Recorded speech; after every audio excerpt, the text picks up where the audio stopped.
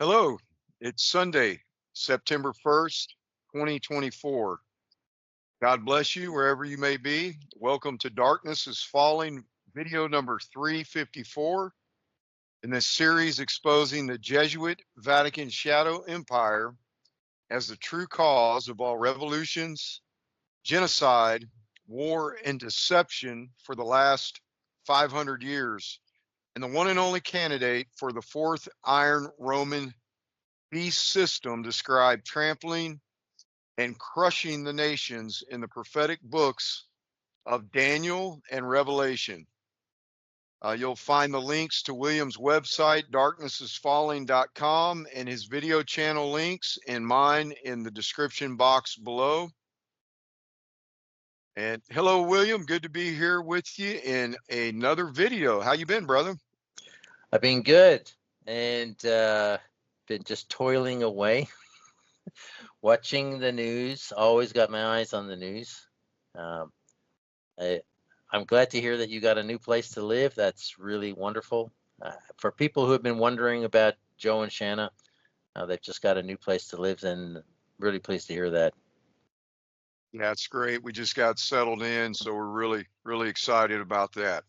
Yeah, that's the reason for the hiatus of a couple of weeks. And so, yeah, we're all in transition somehow, and this new world order is really screwing things up for people in a slow-mo fashion. So it's getting difficult, right? Yeah, and Shannon and I really appreciate everybody's prayers, and we're in an ideal situation, location-wise. So, for our work and everything. So, really appreciate everybody's prayers out there. Wonderful. Yeah, it's excellent. So just jumping into the news here. No, before I start, I want to give a shout out to everybody who's been sending me stuff. Really helps a lot. Especially David in the UK, George in California, Tom in Florida. Who else is there? Tricia in Texas. And there's a few other people. And if I've forgotten you, I'm sorry, I can't remember everybody. It's my aging brain. But there's a few of you that send me stuff on a regular basis, and it all helps. And thank you very, very much.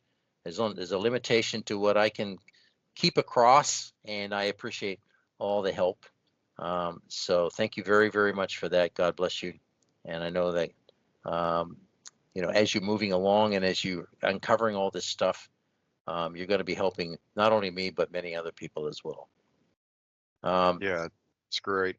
Yeah, it's great. As you know, also you yourself, you've sent me stuff, and we just cannot do this by ourselves, right? Also to George at the Fact Hunter has sent me some stuff and keeps in contact, and possibly a new podcast interview may be coming up in September this month sometime. So there is a group out there of true believers who see what's going on, who understand, and are in connection and connected with each other. That the beast is eventually going to try to split up. He's going to try to stop this. It'll happen eventually, so people get ready for it. But while we have it, let's enjoy it and let's use it and to help each other and get each other across the line, right? Absolutely. Yeah, that's good.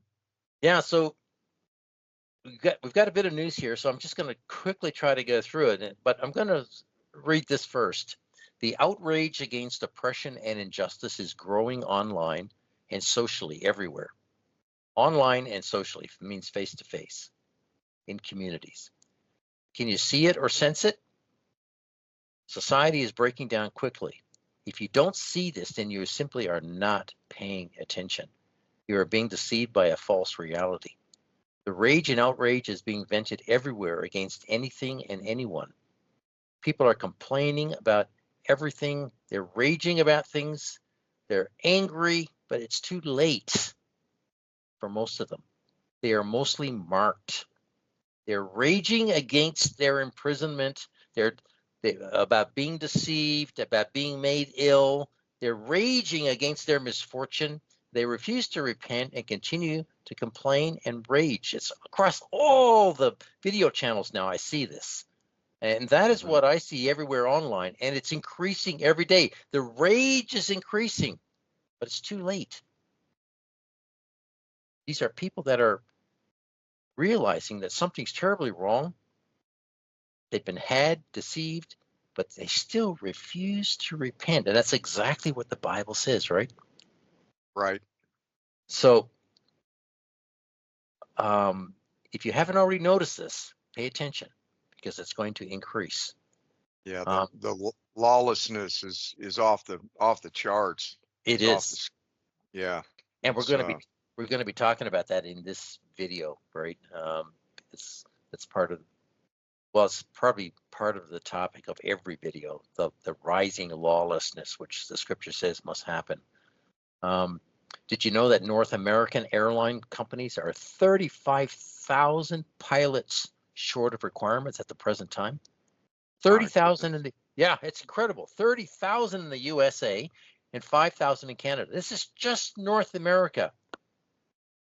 You can make of those figures what you want, but when I read between the lines, I see a huge number of pilots that have died or are too sick to fly or had to retire because of terminal debilitating illnesses, or they refused to get vaccinated 3 years ago, 3.5 years ago. That's the effect of the compulsory COVID injections on the airlines and staff over the last 4 years. They're all short-staffed. In fact, skiesmag.com states that, in fact, and I quote, in fact, aviation training giant CAE forecasts a need for 63,000 new commercial pilots, 90,000 new commercial aircraft maintenance techs, and 116,000 new cabin crew in North America over the next 10 years. And according to its 2023 aviation talent forecast, more than 600,000, I can't believe these numbers, 600,000 cabin crew personnel will be required worldwide over the next 10 years. So what does that tell you? Man. That airline expansion is going to go crazy over the next 10 years? No, sir. That will not be allowed to happen as the current world economy winds down. Now, this tells me that even while airlines continue to go bankrupt, the workforce continues to need this huge number of personnel. Why? You're either lying to us or this is a fact, one or the other. It's simply because veteran trained staff who were injected between 2020 and 2024 are sick and dying and can't be replaced fast enough. Pilots are dying at the controls regularly, and planes, large and small, continue to experience medical emergencies or drop out of the sky. It seems like nearly every second day. There was another crash yesterday. You sent me the notice. In Oregon. In Oregon. Yes, another crash. Incredible number of crashes this year. Small planes and large planes. Incredible number of aviation incidents. Most of these events are never reported in the MSM. And I talked about this in an earlier video where 750 incidents a day are occurring on airplanes all over the world, but are never reported. Now think about it. There is only one cause behind why these events are happening like clockwork. If people only knew how dangerous it is to fly today, they would never get on a plane. It is far worse than people know, right? Right. Now, there are some mechanical malfunctions. There are some legitimate weather phenomena. There are some things that cause airplanes to crash. But let me tell you, airplanes are safer now than they ever have been in world history. They've got everything. They're fully computerized. What can go wrong? Only if a pilot is incapacitated, mentally incapacitated. That is the big danger, and that's what the shots do. So, also, thousands of hospital staff have been fired in Oregon, Ohio, Texas, as health corporations seek to reduce costs, pay extravagant bonuses to CEOs and directors. This will continue to gain momentum across North America and the world as economies continue to tank and the beast removes medical facilities so that people can suffer and die. That's what we're watching right now. People going to emergency rooms and dying there. Yeah. Because there's no doctors. There's nobody coming to see them. And nobody, sometimes they've waited there for days and they've died there. So this is being done deliberately to those who refuse to repent and go to God for healing. Trust in man and you'll die. Trust in God and you'll live. So the Fox 8 News Cleveland YouTube channel posted a video 3 days ago titled, New Study Links Popular Artificial Sweetener to Blood Clots and Heart Disease. Artificial sweeteners are now causing blood clots and heart disease. And people have been using artificial sweeteners since the 1960s. Just does not make sense. So in the description box, it states that Dr.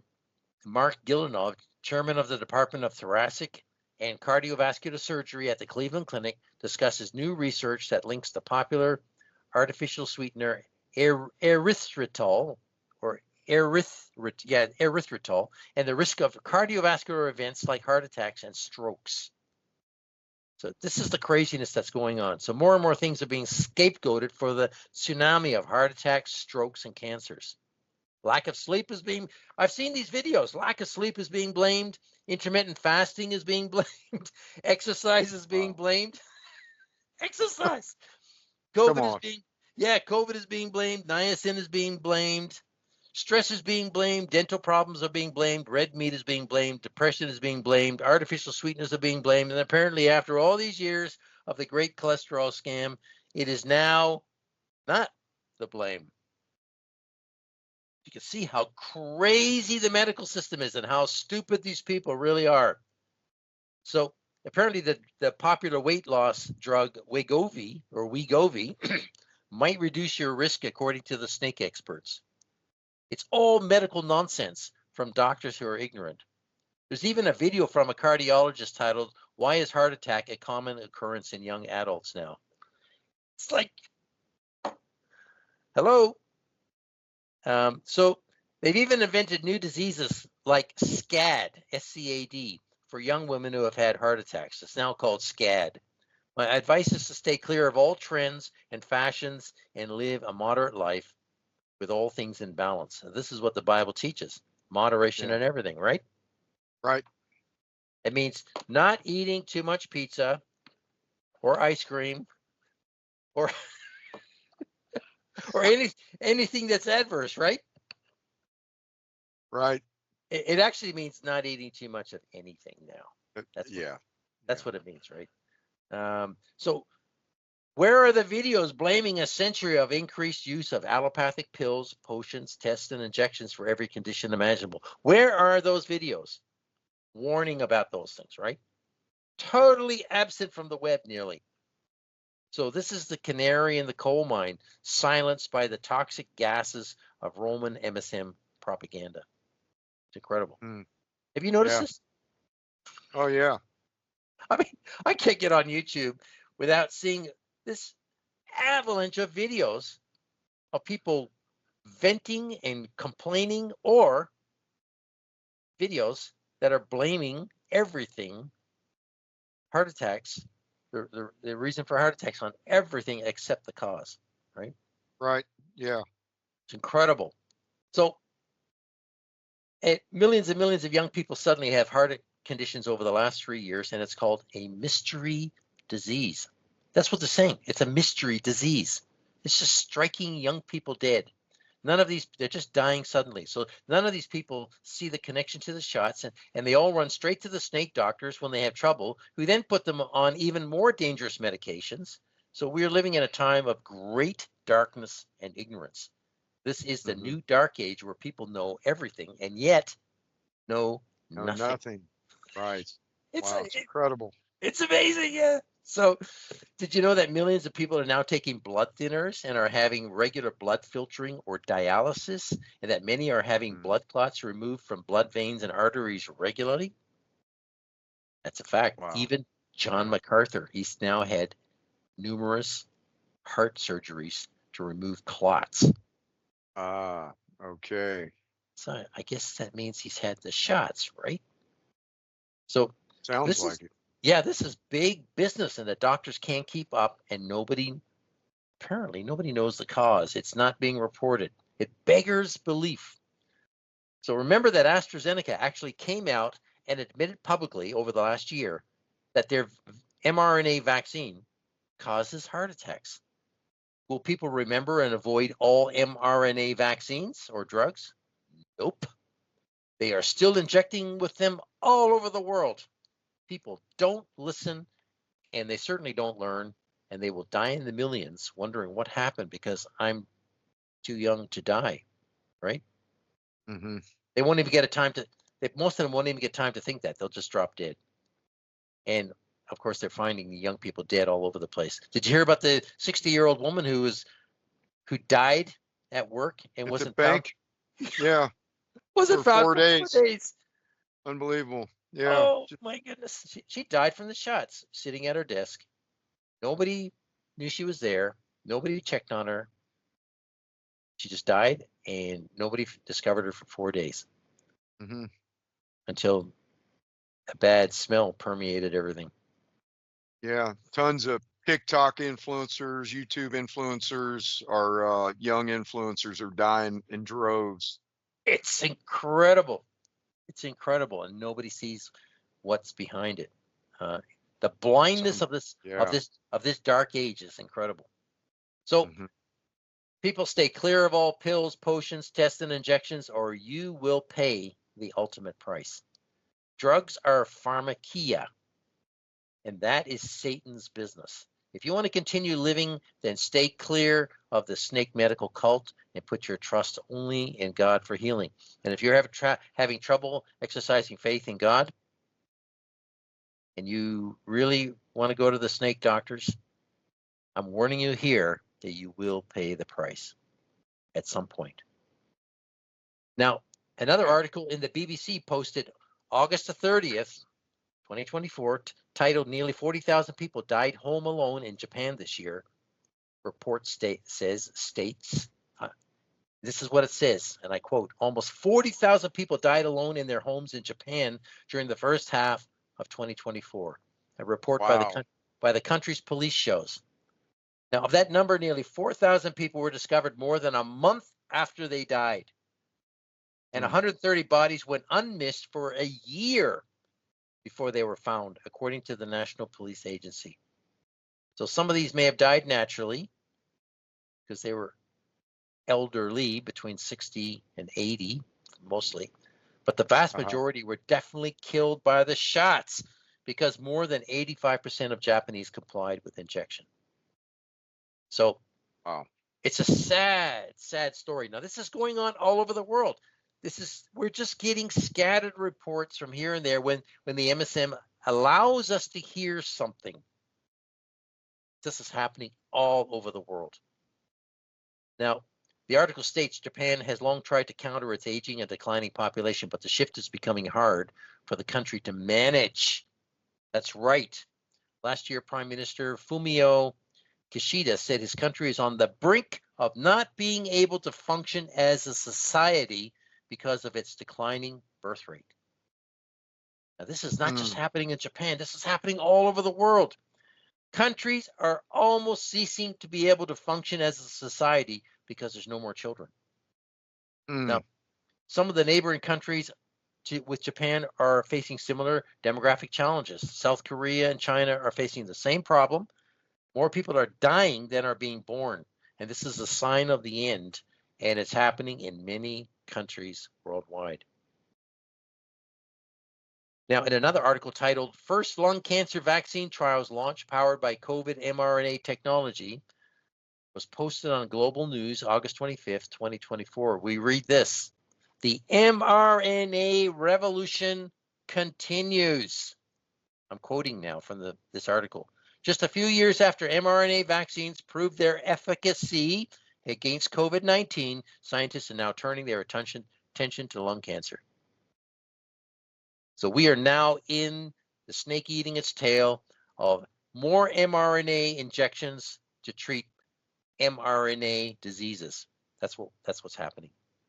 So Hmm. there's now this huge trial. It's in multiple countries.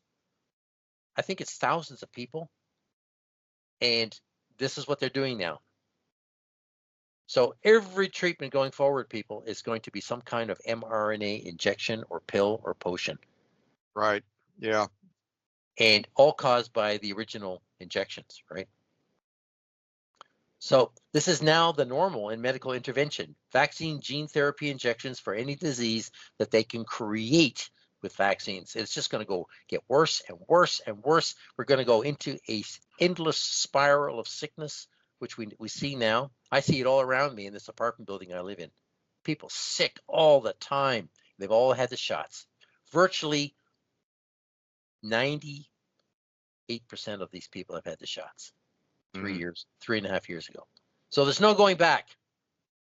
And what will happen to these hundreds of cancer shot guinea pigs? Well, they're all going to die, of course. Will we ever hear about it? Probably not. It'll just be hush hush, and that's it. Yeah. Now, what about the EEE, or Eastern Equine Encephalitis curfew in some areas of Massachusetts? That's been a thing for the last couple of weeks, right? Right. What's going on there? I believe it's just more training to compliance when ordered to do so. So they're teaching people to curfew and to isolate and to quarantine. This is the mentality now. They've trained people to do it during COVID, and now they're just periodically going to keep people in training mode with a new disease popping up here and there and everywhere. And they're happening all over the place. You've got these viruses popping up everywhere, whether it's from mosquitoes or some other insects, or whether it's from airborne or from birds or monkeys, or, oh man, they got diseases coming at us from everywhere. So the beast is normalizing disease everywhere with outbreaks of a host of different sicknesses coming from all different agents. But of course, we know that these sicknesses are coming from the shots. Right. We can't get away from it. That's the cause of all the disease, because 95% of people worldwide have the shots in their bodies. So compliance to world government is also being normalized so that people will do what they're told when they're told. So this understanding of compliance allows us to kind of segue into today's topic of reptilians, which Yeah.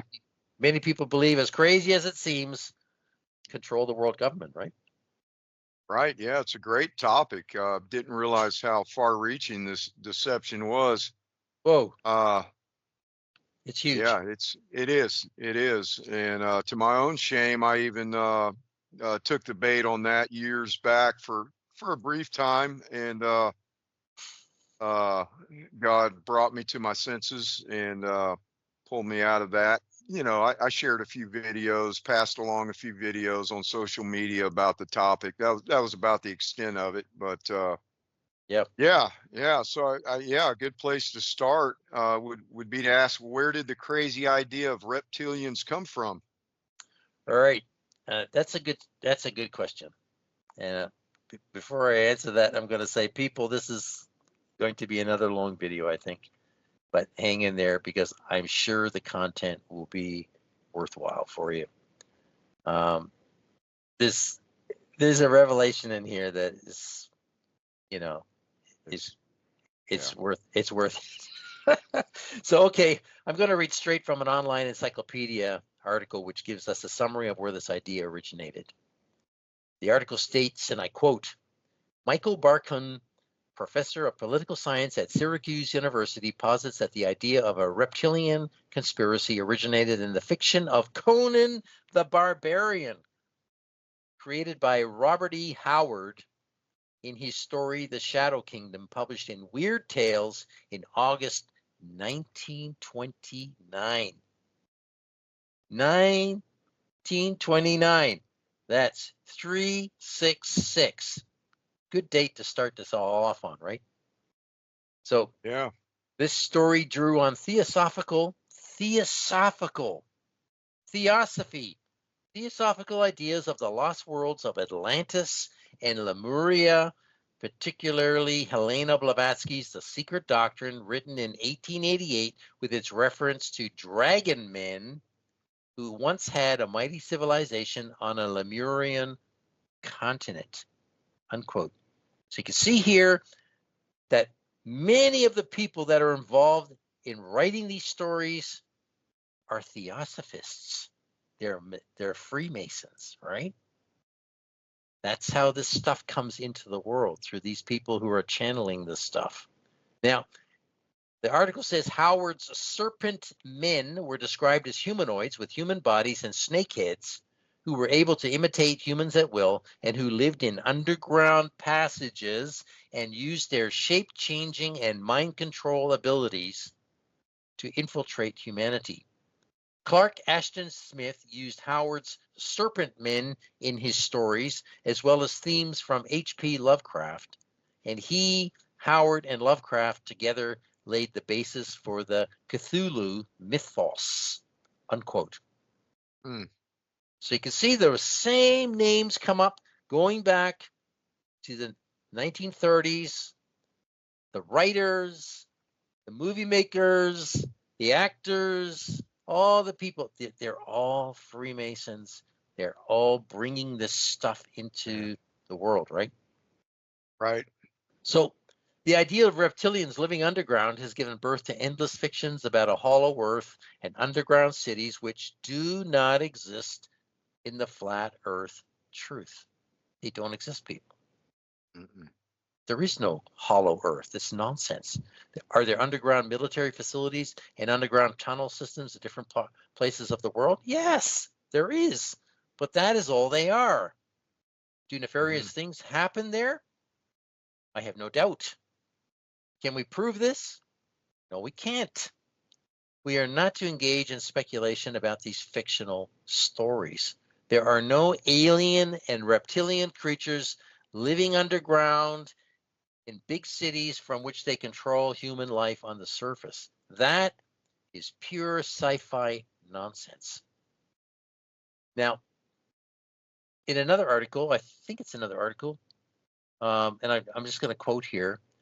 Oh no, this is the same article. In the 1940s, American occultist Maurice Doreal, also known as Claude Doggins, wrote a pamphlet entitled Mysteries of the Gobi that has described a serpent race with bodies like man but heads like a great snake and an ability to take form, human form.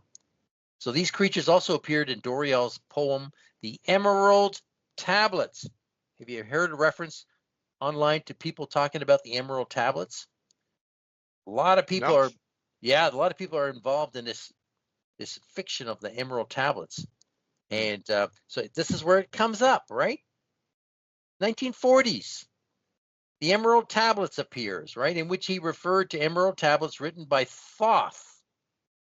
Thoth, an Atlantean priest king. Thoth is an Egyptian god.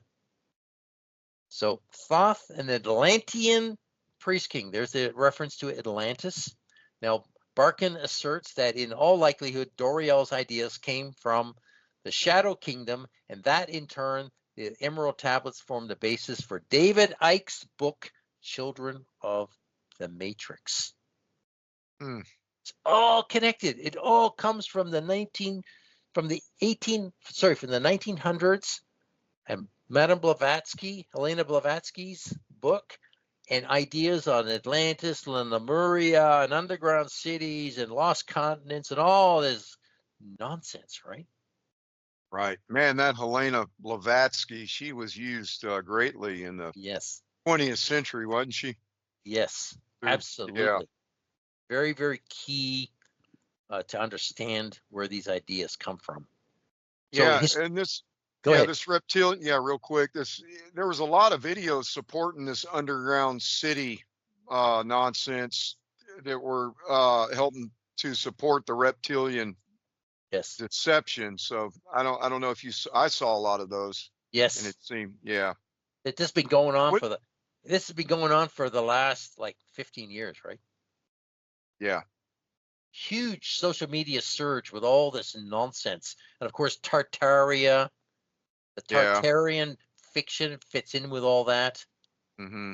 Lost worlds, and it all pushes evolution because it wants to push the Earth timeline, human timeline, back hundreds of thousands and billions of years, right? Yeah, good point. Yeah, right. It's just pushing it back. That's what they do. They just keep pushing the timeline back away from the biblical 6,000 years. So Right. Okay. all of this is nonsense, and you can tell because of that lie, this chronological nonsense. So Mm-hmm. the article continues to say that historian Edward Guimont has argued that the reptilian conspiracy theory, particularly as expounded by David Icke, we'll come to him in a minute, drew from earlier pseudo-historical legends developed during the colonization of Africa, particularly surrounding Great Zimbabwe and the Mokele Mbembe, right? The Mokele Mbembe, which is a mysterious race of people, right? So yet again, we see that the appearance of this idea of a reptilian race controlling mankind is portrayed as recent or modern, and that's not true. The snake and the worship of reptiles goes back to antediluvian or pre-flood times. There have Mm-hmm. been many ancient civilizations that worship reptilian beings as gods when men were given over to the worship of the creation rather than the creator, as Paul writes in Romans chapter 1. So those who embrace this idea are actually worshiping a false god. It's a lie. There are no reptilians controlling mankind, as in reptilian creatures, and there is absolutely no evidence for it. And this conspiracy theory really is a theory and is rooted totally in speculation. So, Yeah. It's amazing how Romans chapter 1 has come up at least probably every time in the last 20 videos you've done. So yes, that's key. It's key key. because Yeah. we are living in the age where the creation is being worshipped. This is So the this is yeah, the this is the age of man, right? right. Right. Yes. So what are the claims made about reptilians by those who promote this narrative? Okay, so once again, the online encyclopedia article sums it up well. It states, and I quote, in South Asian and Southeast Asian mythology, the Naga are semi-divine creatures which are half human and half snakes. Claims of sightings of reptilian creatures occur in southern United States where swamps are common. Always happens around swamps, right? Must be the Mm, swamp gas. It says there in the late 1980s, there were hundreds of supposed sightings of a lizard man in Bishopville, South Carolina. So reptilians, also called reptoids or archons, reptiloids, saurians, draconians, or lizard people, are supposed reptilian humanoids which play a prominent role in fantasy, science fiction, ufology, and conspiracy theories.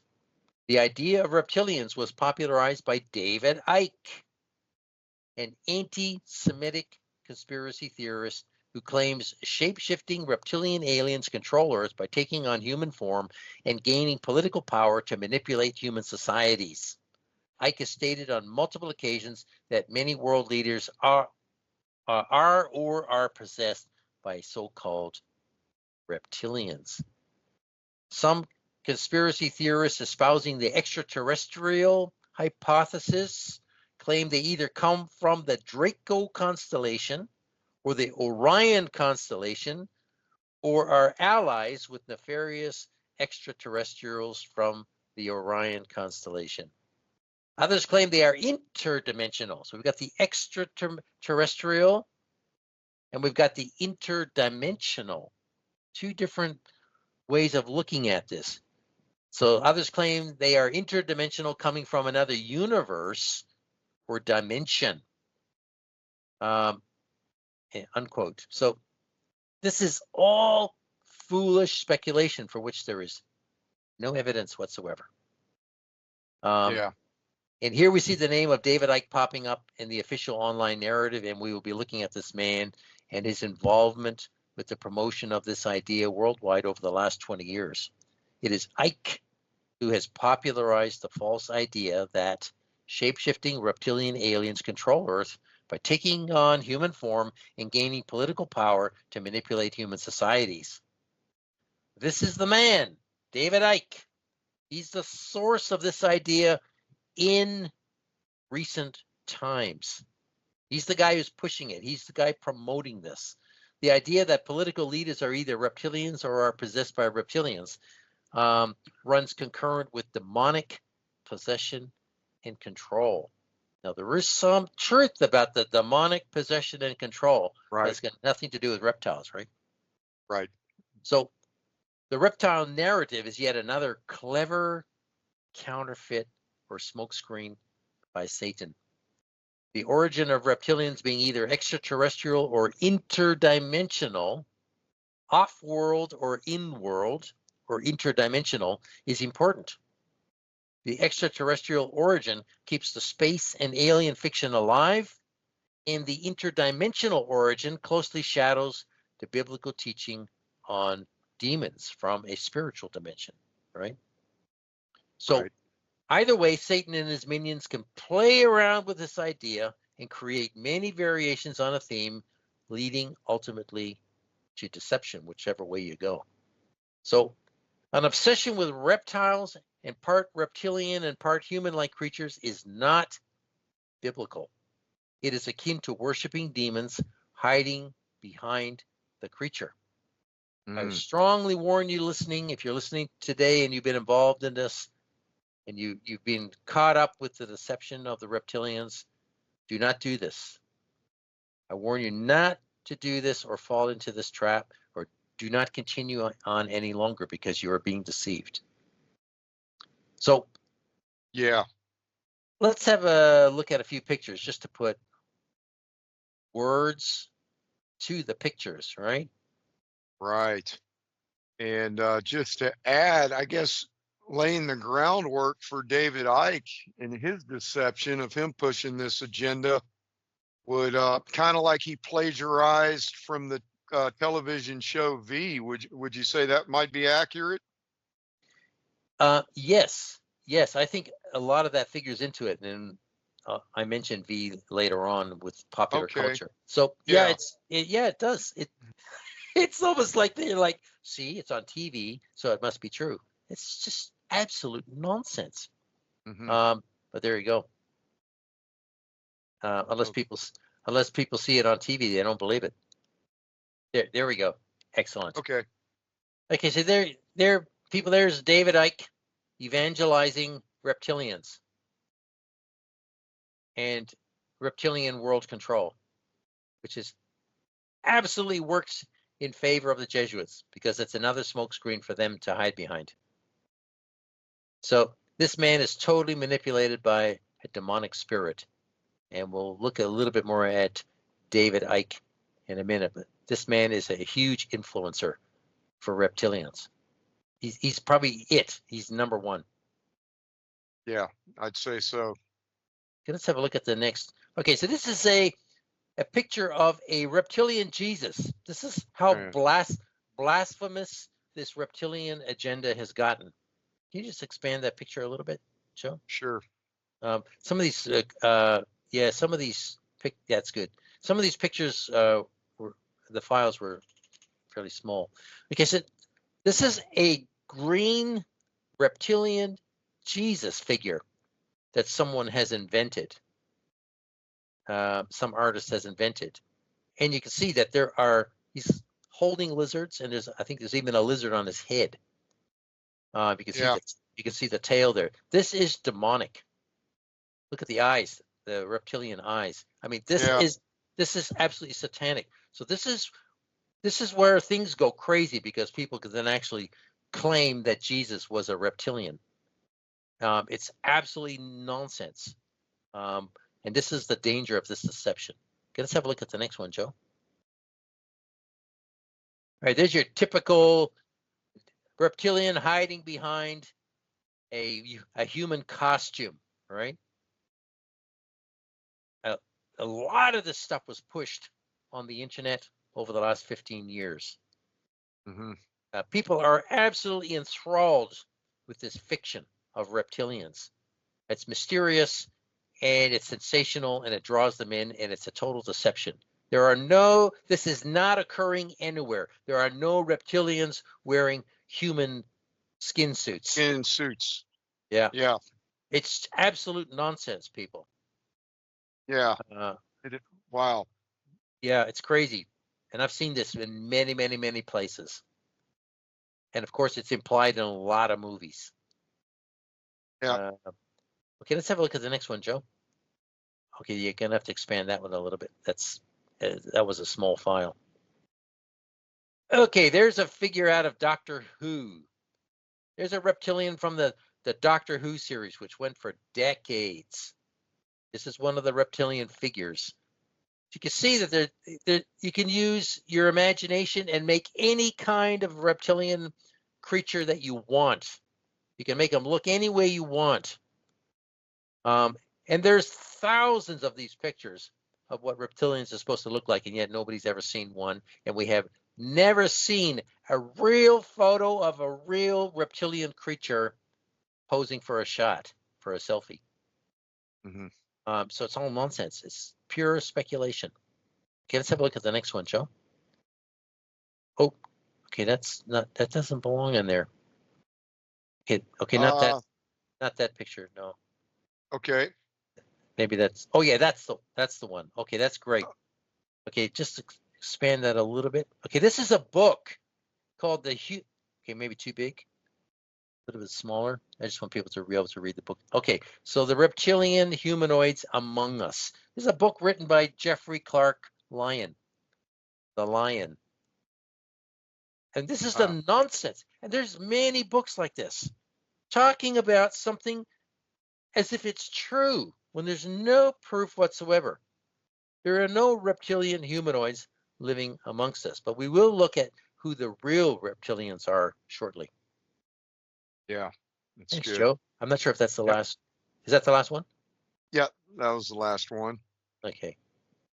Okay. Okay, you can just. Yeah, I've been on the receiving end of an accusation. I don't know if a guy was trolling me or if he was genuine in his accusation, but he said it. He put the minute mark in a video I did, and he said, yeah. On a side note, at this minute mark, your eyes went reptile and slitted. So yeah, I've That's crazy. man, yeah, isn't it? Wow. Things are getting crazy. I mean, things are Mhm. really getting crazy. I've been watching what's going on around me, and I'm like, whoa. Yeah, you got to stop doing that snake thing, Joe. Just stop it. You're freaking me out too. Just kidding. Man, I mean, you can't it's make just this nuts, stuff right? up. Yeah, it's Imagine nuts. people accusing you of being a snake or a reptile. I mean, it's just crazy. Yeah, yeah, it really is. It's the age we're living in. Can you imagine people saying that like 100 years ago? I can. People Yeah, would be like, "What? What are you talking about?" yeah. And then be fighting words there. That's right. Okay, moving on. Man. Okay, well, it appears as if David Icke is a very important figure in the propagation of this whole reptilian conspiracy. So, what should we know about him? Okay, we should know something about him. We should not be Yeah. ignorant of who this man is because he is key. So this is what an online encyclopedia again has to say. See, people, a lot of this information is right there online. You don't have to do a lot of checking to find out if certain things are true. Now, some things are not true, and you have to discern that. And other things are totally omitted from the article, and you have to go looking for that. But there are many factual things online that you can just read, and they'll tell you who this man is and something about him. And I'm just reading from this article, and it says, and I quote, David Von Eyck. Von Eyck. Von Eyck, right? It sounds a little bit German to me, doesn't it? Yeah. Although he's British. Born 29th of April, 52. So he's 3 years older than I am. He's an English conspiracy theorist and a former footballer and sports broadcaster. He has written over 20 books propagating this garbage, right? Mm-hmm. He's been self-published since the mid-1990s and spoken in more than 25 countries. He's been banned. He's been banned from some countries as well. I think he wasn't allowed into Australia. I think at one point. I think probably now he is, but it's crazy, right? Yeah. And it all has to do with politics. It's got nothing to do with the reptilian narrative. It has to do with whether you're right wing or left wing, or whether you're pro-Nazi or you're anti-Holocaust or something like this. That's the reason they give for blocking people from entering countries. So, according to Ike, and I'm reading again from the article, who first published on this theme in his 1999 work, The Biggest Secret. That's a bold statement. The biggest secret. How does he know this is the biggest secret? Well, he thinks, according to his judgment, this is the biggest secret, right? And Yeah. it was published in the 666 year, 1999. He says tall, blood-drinking, shape-shifting reptilian humanoids from the Alpha Draconis star system, now hiding in underground bases, are the force behind a worldwide conspiracy against humanity. Oh my goodness, the Jesuits love this guy. They love him. Man, he's perfect. So, reading on, it says he contends that most of the world's ancient and modern leaders are related to these reptilians, including the Merovingian dynasty, the Rothschilds, the Bush family, and the British royal family. There you go. Tie them all together. And Ike's conspiracy theories now have supporters in up to 47 countries, and he has given lectures to crowds of up to 6,000 people, even more. This guy's highly influential. Millions of people follow this man. Millions and millions, even world leaders follow this man. So you can see how screwed up it is. So American writer Vicky Santillano included Ike's conspiracy theory in her list of the 10 most popular conspiracy theories. A poll of Americans in 2013 by Public Policy Polling indicated that 4% of registered voters believed in David Icke's ideas. It's higher. It's higher. It's more than 4%. So in 1990, Ike visited a psychic. Now, this is important. This is what the article says. In 1990, 9 years before he wrote his book, The Big Secret, Ike visited a psychic who told him he was on Earth for a purpose and would receive messages from the spirit world. How many people have said this experience, have had this experience where a psychic told them, you're on Earth for this reason, right? Here's another one. So this led him to claim in 1991 to be a son of the Godhead. Oh. He's proclaimed to be a son of the Godhead, and that the world would soon be devastated by tidal waves and earthquakes. Remember, this is 1990. Sorry, 1991. The world would soon be devastated by tidal waves and earthquakes, right? Yeah. Now, that we have had tidal waves and earthquakes, but then anybody can say that because tidal waves and earthquakes are a regular occurrence on Earth, right? So, right. He didn't prophesy anything specific, but listen to this. David visited a witch for guidance in 1990. I think this is the same person. And he began to hear from demons, which then led him to proclaim that he was a son of the Godhead. Now, since there is only one son in the Godhead, who is Jesus Christ, what Ike is saying here is that he is Jesus Christ. Right? Right. You can't come to any other conclusion. Now, that's what he means, even though he interprets Godhead to mean the infinite mind. That's what he says the Godhead is. It's the infinite mind. And this is what New Agers mean by this, and that they have achieved Christ consciousness, which is a demonic counterfeit of being born again by the Holy Ghost. Okay. Yeah, that's well described there. I like how, I see. Right. So Christ consciousness, the infinite mind. Counterfeit of being born again through the new age. Occult. Yeah. Exactly. Makes sense. Right. Yeah. So the same encyclopedia article states, and I quote, Ike contends that the universe consists of vibrational energy and infinite dimensions sharing the same space. A lot of people believe this.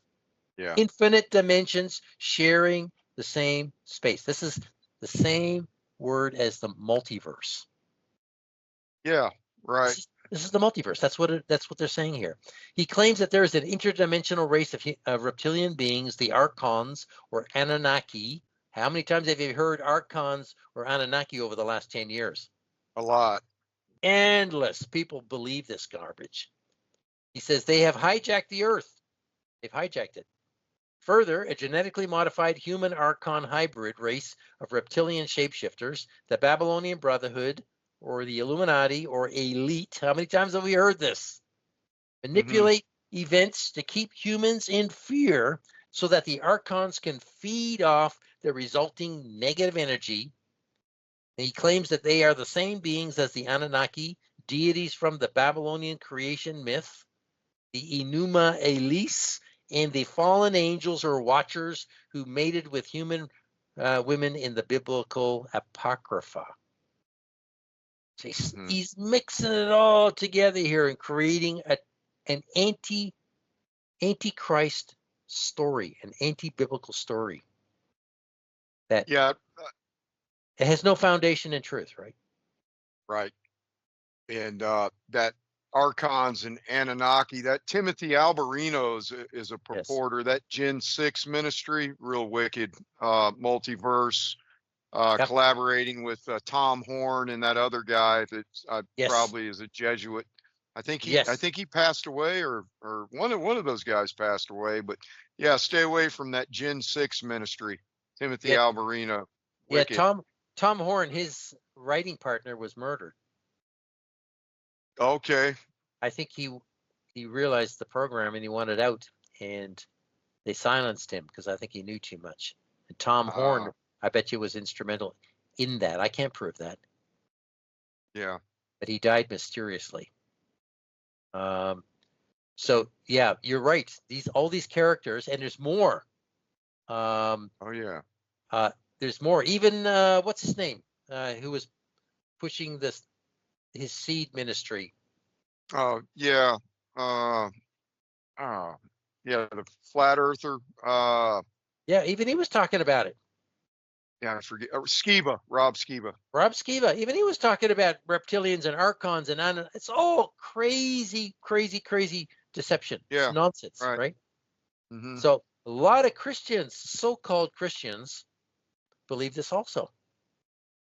How do you accommodate reptilians with the Bible narrative?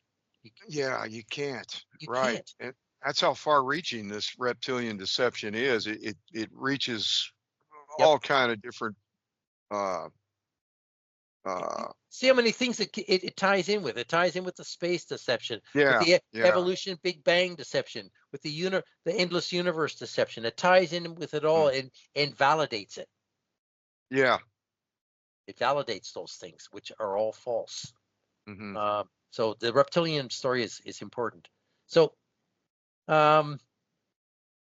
Ike claims that many public figures belong to the Babylonian Brotherhood and propel humanity towards a global fascist state or new world order. Well, that's true. We are being propelled towards a global fascist state, but it's not being done by reptilians. He says, or a new world order, a post-truth era, ending freedom of speech. Well, that's true too. You see how it's a parallel. It's a parallel reality, right? Right. So he sees the only way to defeat such archontic influence is for people to wake up to the truth and fill their hearts with love. That's all you got to do, Joe. Just wake up to the reptilian truth and fill your heart with love. My goodness. It's just crazy. And you know how many people I've heard say this online? Across all the channels, they're all talking about universe and energy and, filling your heart with love and resisting the archon influence and all this garbage. Many, many people believe this nonsense. Yeah. So it's very, very, very influential. Mm-hmm. Yeah. Sorry, go ahead, Joe. Oh, no. No, go ahead. I was just going to finish that off. So Ike claims the first reptilian human breeding programs took place 200 to 300,000 years ago, perhaps creating Adam.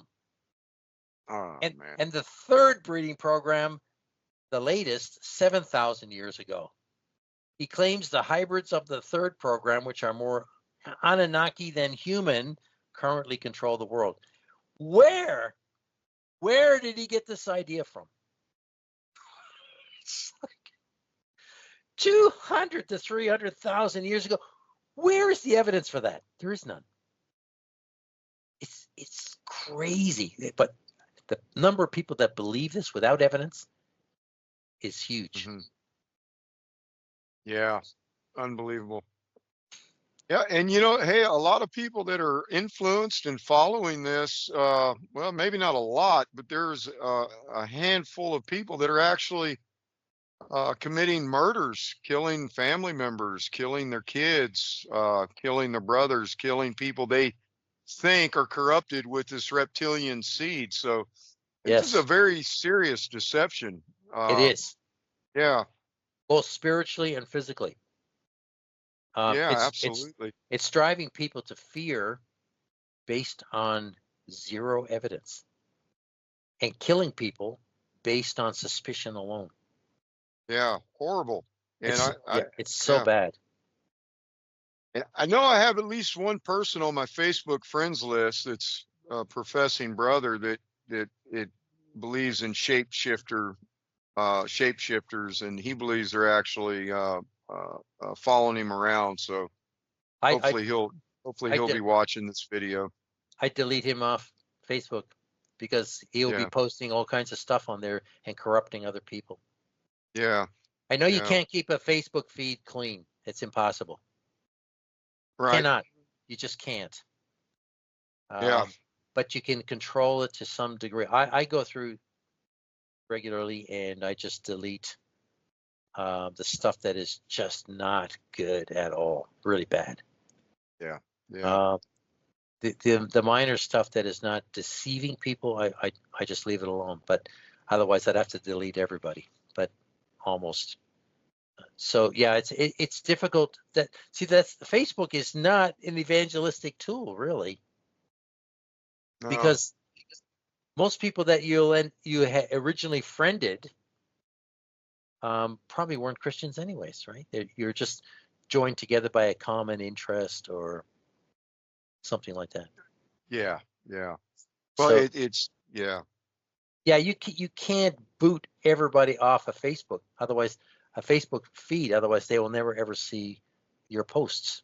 You'll never see the truth. But if he's regularly posting, I'd watch that. If he's regularly posting stuff and really evangelizing reptilians, I'd stop that if I was you. It's interesting because he'll actually take pictures of people.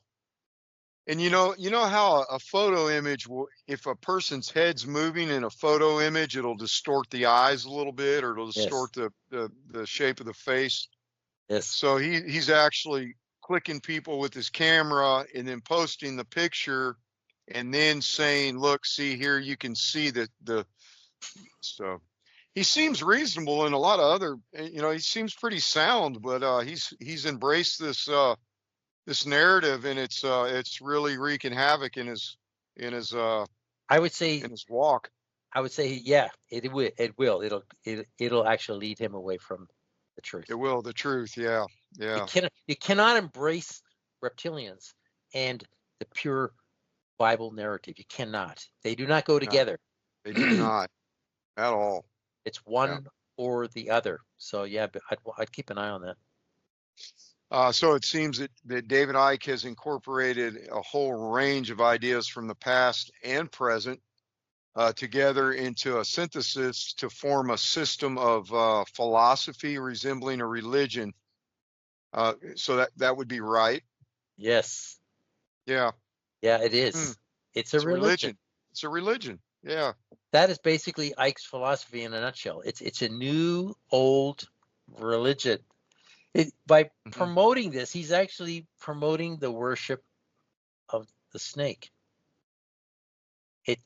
There's two angles to this.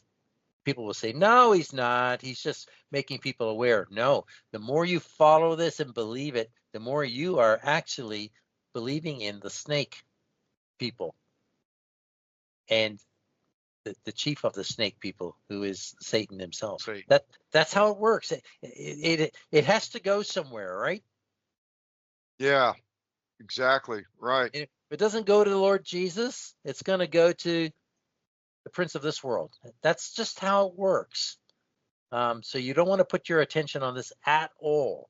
You just need to be aware of it and understand that it exists and what these people are doing, and oppose it wherever you can. So this David Icke has a reptilian cult. Nothing he teaches is biblical, and the timeline for his humanist history actually supports evolution rather than creation. It does. And once again, it is the worship of the created or creature rather than the creator. So how many times has the scripture warned against false teachers? David Icke is yet another one leading people astray from the Bible truth. And Jesus warned us in Matthew 24:10, verses 10 to 11, saying, "And then shall many be offended, and shall betray one another, and shall hate one another, and many false prophets shall rise, and shall deceive many." So the word prophet in Greek is pseudoprophetes, meaning a false prophet, one who in God's name teaches what is false. So the encyclopedia article further states, and I quote, Icke states that at the apex of the Babylonian Brotherhood stand the global elite. And at the top of the global elite are what Icke has referred to as the prison wardens. So Icke has created his own fictitious power pyramid hierarchy. No proof for this whatsoever. Icke claims the Brotherhood's goal, or their great work of ages, he's quoting here Manly P. Hall, the great work of the ages, also Blavatsky, right? The great work of the ages, the alchemical transformation of man is the great work of the ages. So he's quoting that here. He says, is a microchip population, a world government, and a global Orwellian fascist state or new world order, which he claims will be a post-truth era where freedom of speech is ended, unquote. Well, he's right. He's just got the wrong people doing it, right? Yeah. Crazy. So, it is. Excuse me. This Ickean interpretation of the world power pyramid hierarchy of control has nothing to do with what the Bible describes in Revelation chapters 17 and 18. The Jesuit Vatican shadow empire of control is totally missing from Icke's interpretation. And this is how you know he is teaching science fiction. It's just science fiction, folks. And like we said before, millions of people follow this man, believe what he teaches, and this mix of demonic teachings is taking hold of many people. Thousands of internet websites, pages, and channels are teaching a mixture of these false ideas. When we hear people talking about universe, energy, love in the same breath, then we know it is a false teaching. Got to be. Christians don't use these words, universe, energy, maybe love, but not in conjunction with these other two words. This is New Age speak, right? Universe, energy, love. So David Icke is a false prophet and teacher, a sorcerer, and adulterer. In 1991, he prophesied that the world would end in 1997. 1997, he prophesied that the world would end in 1997. It is clear that his prophecy was not from God and has still not come to pass 27 years later. Oh, we'll just forget about that prophecy. No, let's remember it and see David Icke for who he is. He's a false prophet and a false teacher. He claimed that Los Angeles would become an island and that New Zealand would disappear. Well, have you seen that recently, Joe? That clearly has not taken place. He argues in favor of reincarnation. Eventually, all these people go to reincarnation. That's what they teach. He believes in a collective consciousness that is intentionality. A collective, everyone's consciousness is joined together and has intention. It has a mind of its own. Can you believe this nonsense? He believes Wow. in modal realism, that other possible worlds exist alongside ours. That's the multiverse. And the so-called law of attraction, that good and bad thoughts can attract experiences. This is nonsense also. Just because you think something bad or good doesn't mean that you attract experiences to yourself. That's just No. nonsense. Yeah. It's total nonsense. A lot of this comes out of the power of positive thinking and the belief in energy. It's all mixed together. It's crazy. So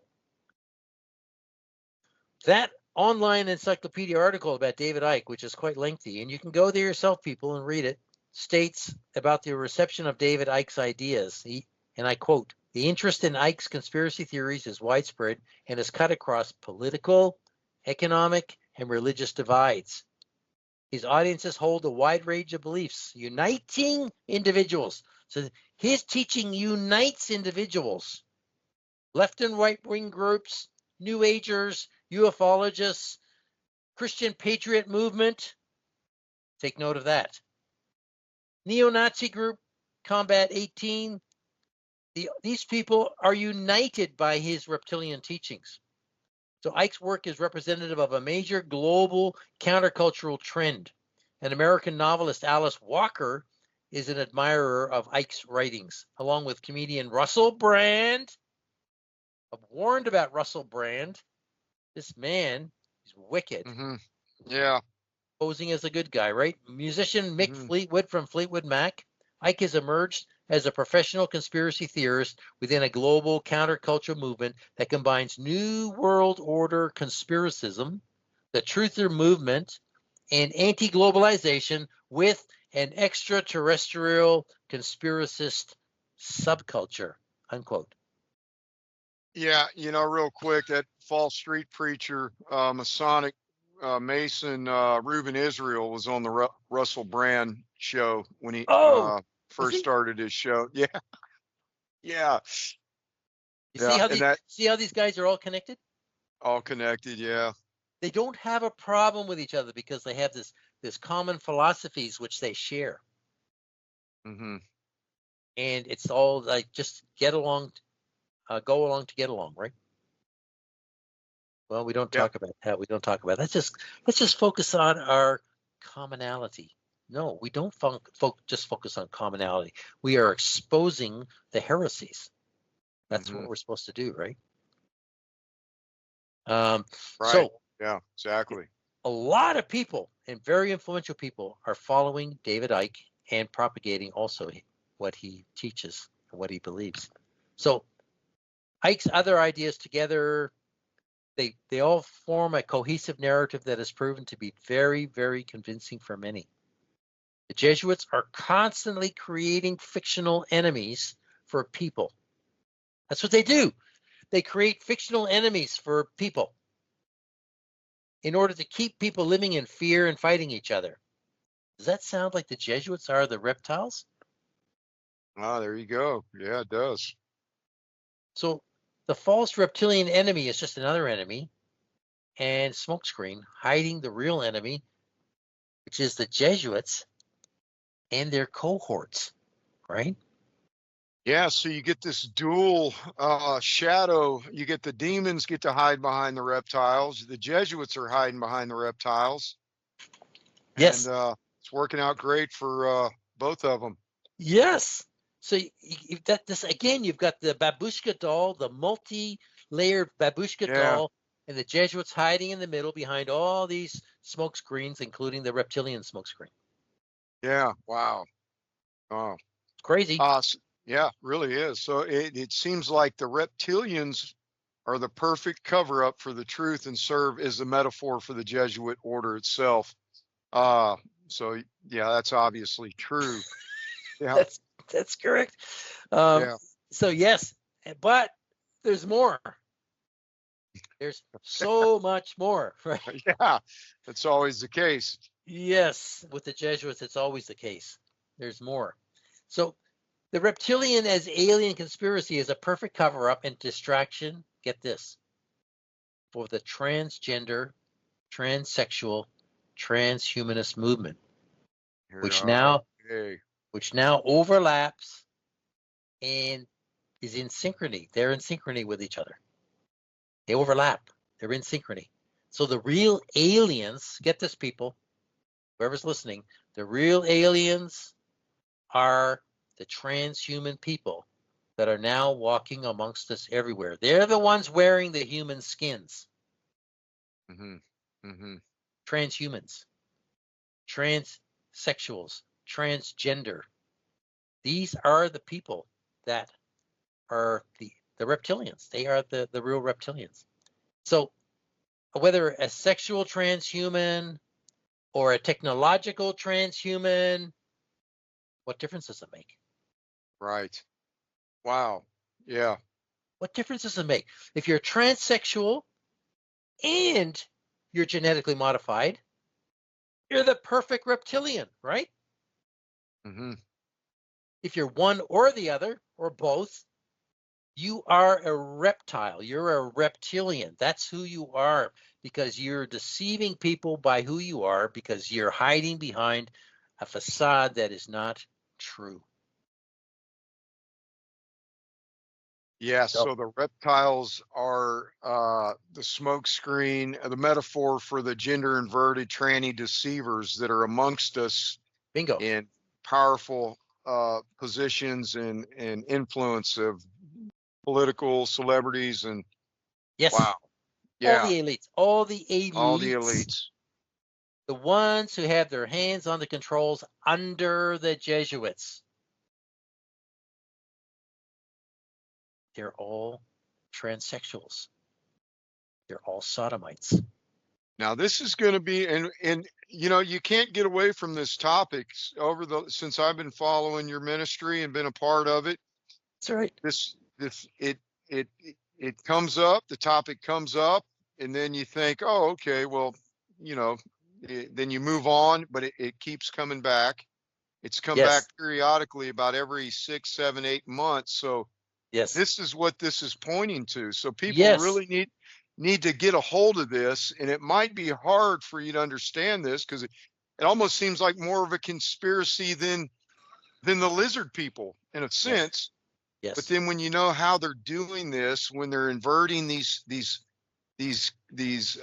transgenders in the womb and right out of the womb, and in the technology they're using and the strategy, Satan, which you're going to get into this, but yeah, Yes. it's very important. There's a whole lot going on here, which is people are going to have a hard time getting their head around, but it is the truth. 100% the truth, people. I've never, ever lied once on any of my videos. Mm-mm. It's a hard truth, but accept it, get to grips with it. The world is run by transsexual people under the control of the Jesuits and the Roman Catholic cult. That's just the fact. Anybody with influence, power, celebrity has gone to the top in any field is a transsexual. Mm-hmm. And whether you see this with your eyes immediately or not is irrelevant. You have to study this, and you have to really peel the layers back to see who these people really are, because they hide it well. Remember, I was telling you before, just previously, I was telling you about the transsexual person who lives in my apartment building. DD Yeah. Delight. That's what Edie. he calls himself, DD Delight. This man is an obvious transsexual because he's a manly woman wearing wigs, and sometimes you can even see a 5 o'clock shadow. And he wears makeup and lipstick, and he wears all women's clothes, and he's even got a husky voice, and he's obvious. Not immediately, but he's obvious. But they're Most of the transsexuals today are so well crafted because they have learned how to do this that they escape attention, specifically when they're young. As they get older, it becomes more obvious. And real quick, you want to clarify for the listeners is that you have the obvious transsexuals that are transgendered that are Transvestites, right? transvestites, but then you have the hybrid trannies, and this is what Yes. you're speaking of. These hybrids that are as children, they're inverted even in the womb. They're able to invert these people I think they in the can. Yes. womb. Yeah, and they can live out their life as a man, but then they have a they can be artificially inseminated. Some of these celebrities, they'll disappear for 9 months. These supposed male celebrities, they can be artificially inseminated. They can have kids and then go back and resume their life as a male. Yeah. They're hermaphrodites. Some of them. They have, Yes. That's what I was just going to say. Some of them are hermaphrodites. That means that they have female and male genitalia. right. These people go right to the top. Okay. They go right to the top of Satan's ladder because they totally embody the dual sexuality, physically, spiritually. They can be male or female. They have the equipment. Mm-hmm. It is a screwed up, messed up world we live in. And this is very, very widespread. If you don't think it's in your neighborhood, people, take another look. Learn to spot the trannies because some of them are very hard to spot, but you can spot them if you know what to look for. They're Yeah. everywhere. Yeah, these people can shave down their eyebrows. They can have implants in their Adam's apple. They can shave Yes. down their Adam's apple. They Yes. can pin implants. They remove ribs to give them an appearance of a small waist, but there's some markers that they can't hide, and that's Yes. the shape of the skull, Yes. the slope of the back, the hips, the Yes. gait when they're walking, the way their legs move. So there's identifying markers. Now, a true male might have one characteristic of a female. That doesn't mean they're a tranny, but when you have these No. things that are all added up, then you get the complete picture of this deception and this transformation, the satanic transformation. It's far more widespread than people think. I was sitting in the cafe. I was telling you, I was sitting in the cafe watching the women and men Oh yeah. coming in and out the door. I was looking at their gait. And I noticed that some of the older women it wasn't immediately I didn't see it at first, but I noticed that they were walking like men. You can't walk like a man with a female bone structure unless you've really, really practiced this, and vice versa. And they were walking like men. And when I looked more closely, I realized that this older woman, probably in her 60s, late 60s, was a man. Wow. They're in the cafe. Right there in my neighborhood. They're everywhere, people. This has been going on for 6,000 years. They have been able to perfect this transition from male to female or female to male with drugs, surgery, implants of all kinds. It's amazing. This is a huge story. They are the reptiles.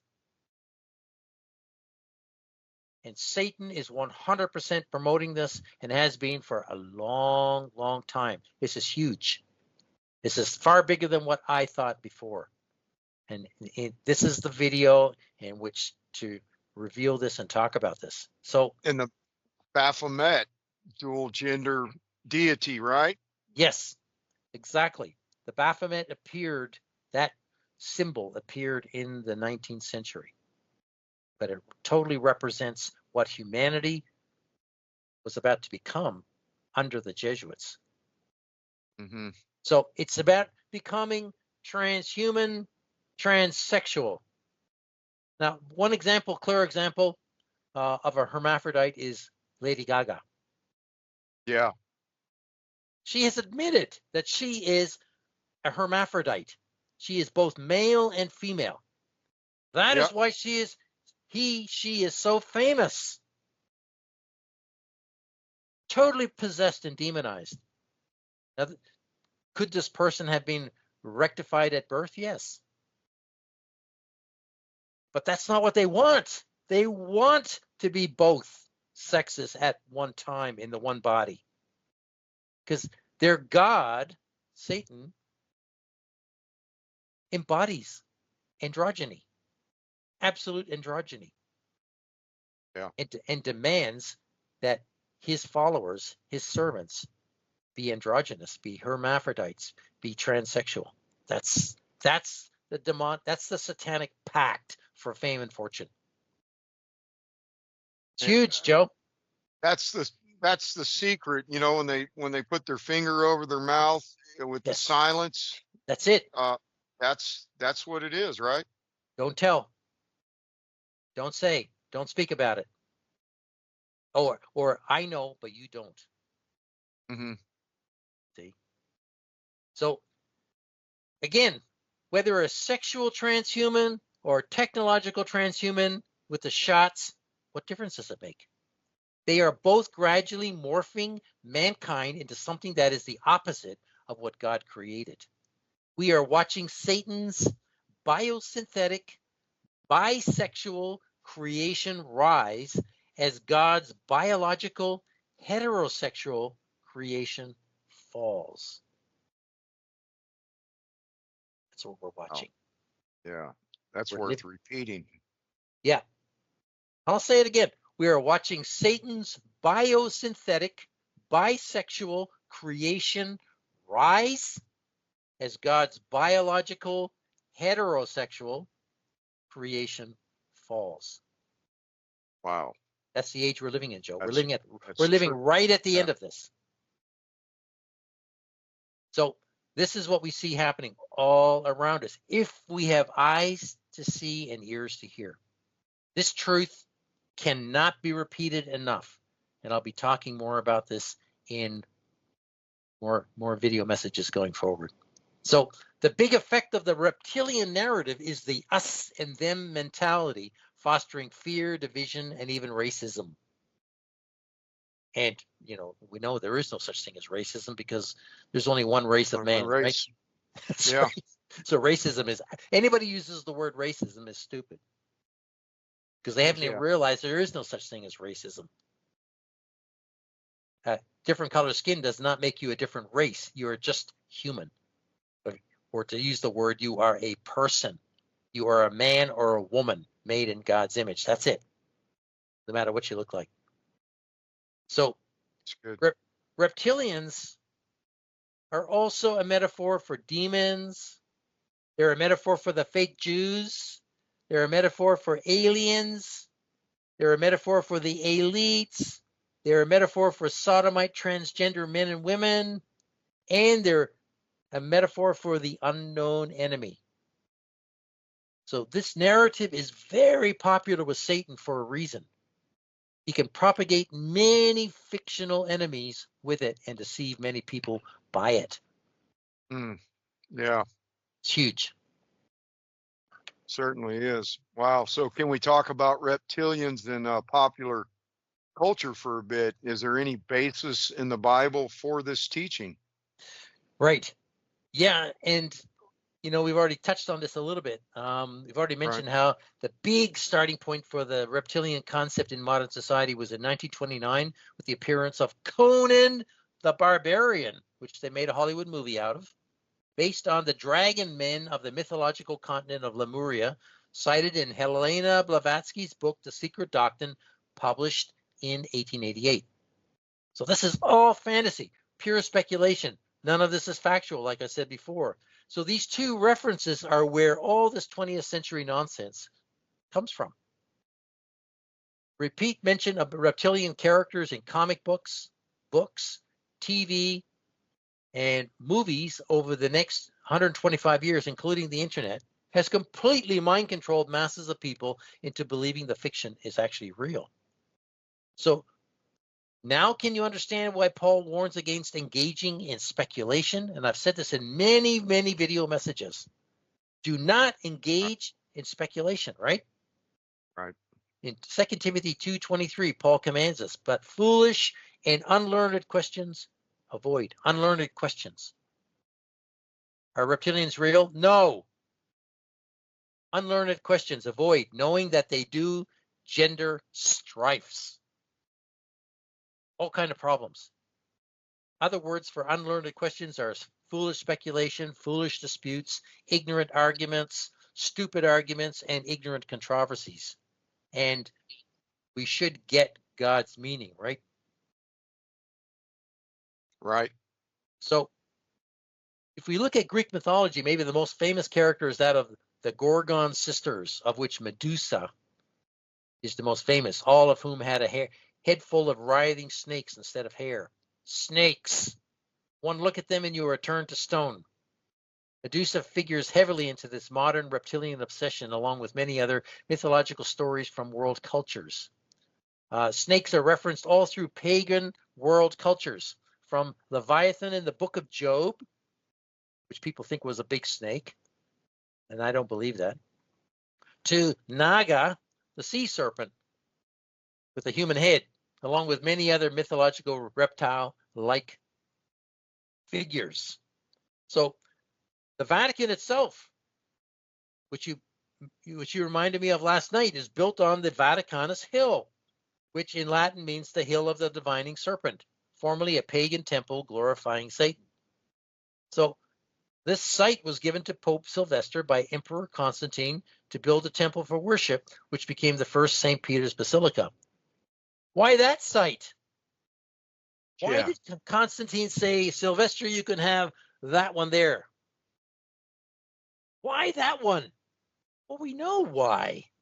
Constantine, as I mentioned before in the video, Constantine was not a Christian.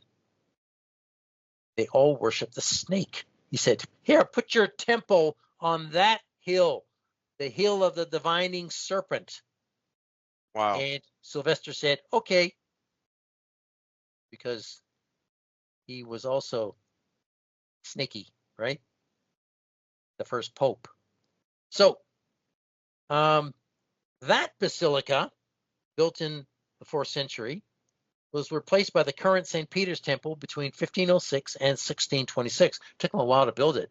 It is grand. Let me tell you, I've walked through there. Wow, a few times. It is grand, beyond imagination.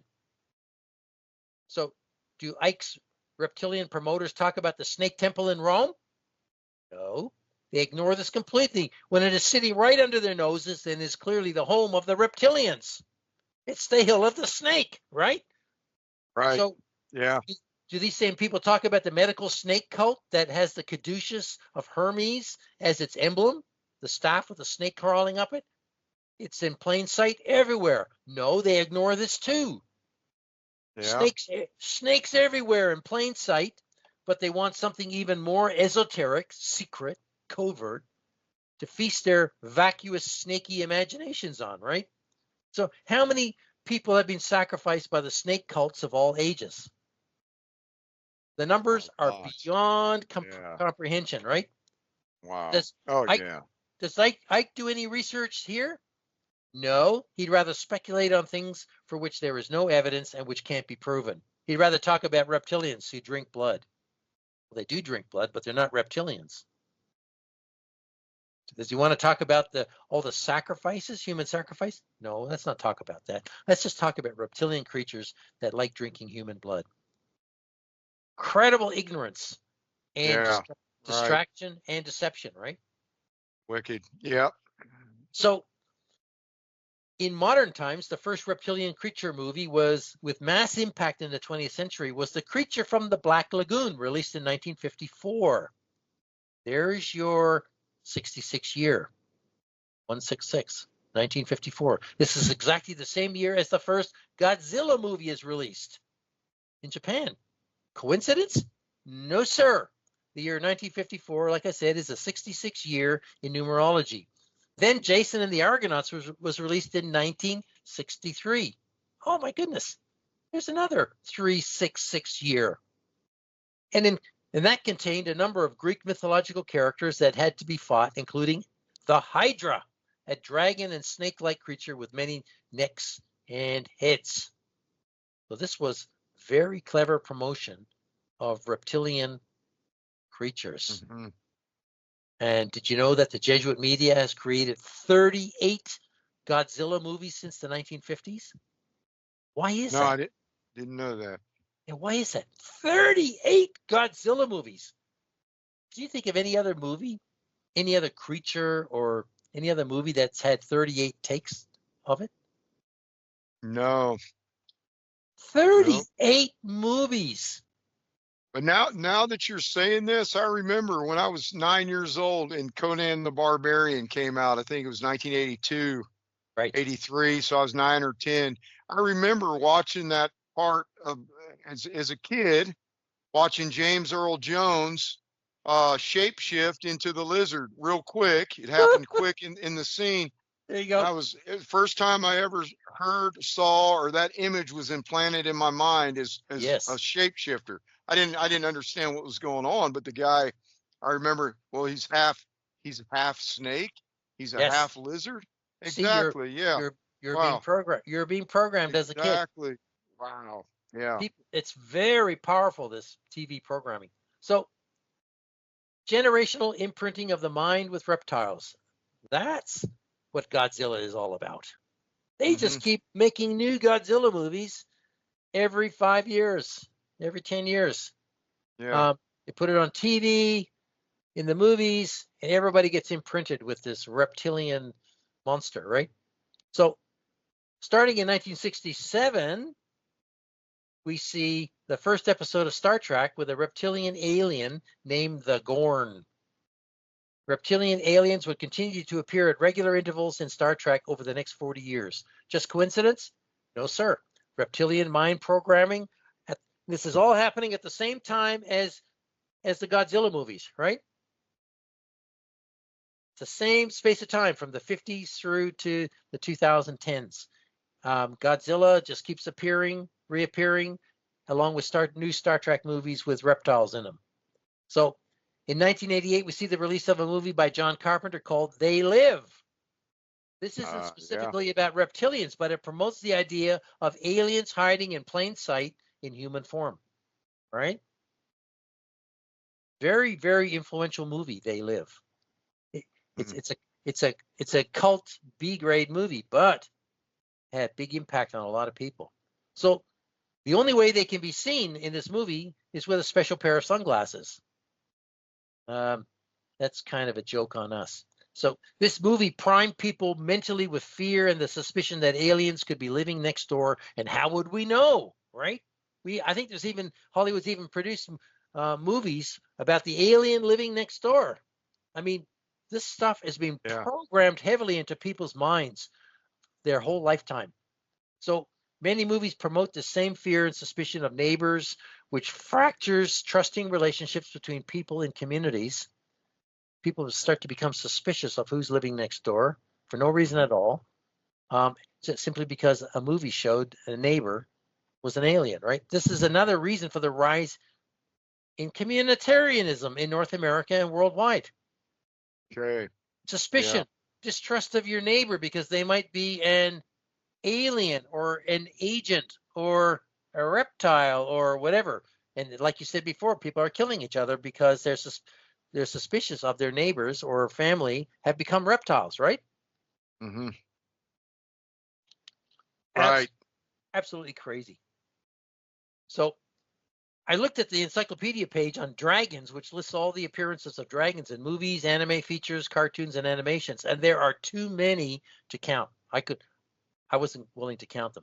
It was a list so long with the appearance of dragons over the last 50, 60, 70 years. Literally thousands over the last 80 years. Generational imprinting of reptiles on the mind of young people. Snakes, dragons, dinosaurs, and other reptilian creatures, both earthly, from outer space or from other dimensions. It's a reptilian psyop, and it's been going on for a long time. So what about snakes in culture? There are more than 50 movie titles.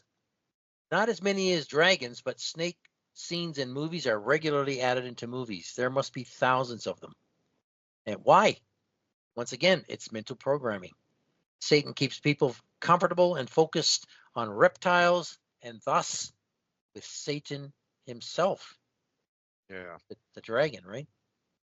Hmm. So maybe the TV movie series V, which you mentioned before, imprinted minds at a very strategic time, both in 1983 and then again between 2009 to 2011. Why twice? Why did this series come back a second time? Generational imprinting, programming, Yeah. right? So just in case people forgot about V, here it is again, 20 years later or whatever. Excuse me.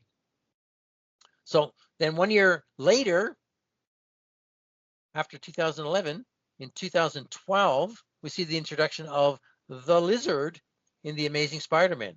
Coincidence? No, sir.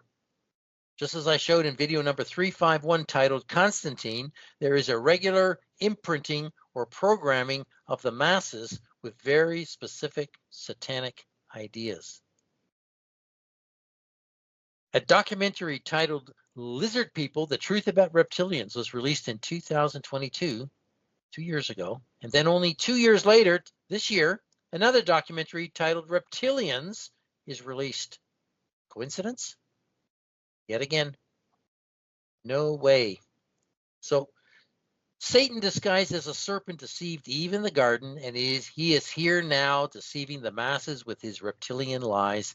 Nothing has changed for 6,000 years. So let's have a look at some pictures which can best illustrate this reptilian evolution in the minds of modern men and women. Just share Okay. your screen, Joe. That'd be great. Yep. All right. Let's see.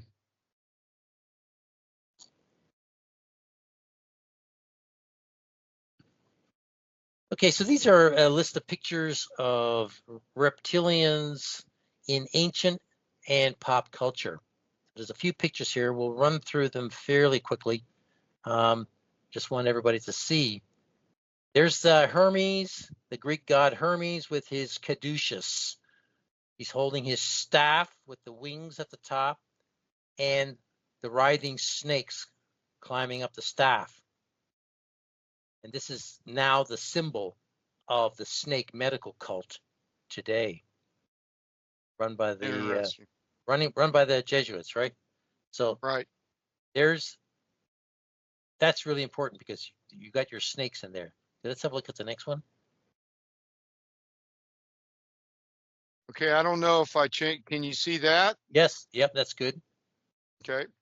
Okay, so this is Phanes.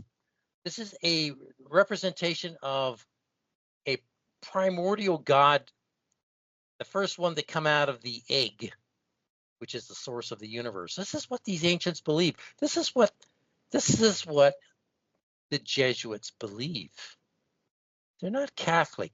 They believe this. They believe in this character, Phanes. He's the kind of the propagator of all the gods. You can see he's got the phoenix at his feet. He's got the dragon at his feet.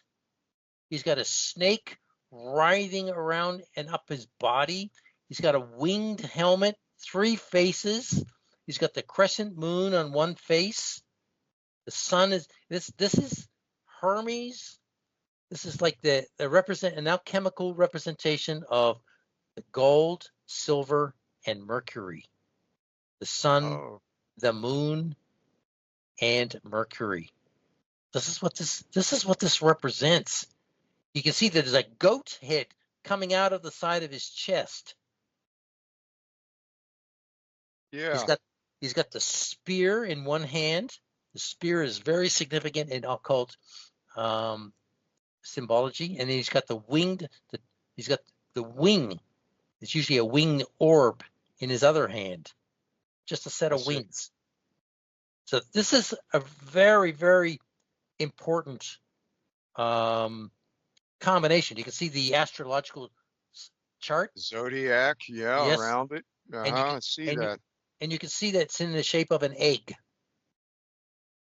So, There is a lot going on there. oh, this is the beginning of the universe, according to the pagans. This is a Man, representation of the beginning of the universe and the first God who is before, who created all the gods. So this is actually Satan. This is a representation of Satan. This yeah, is their version of the Bible.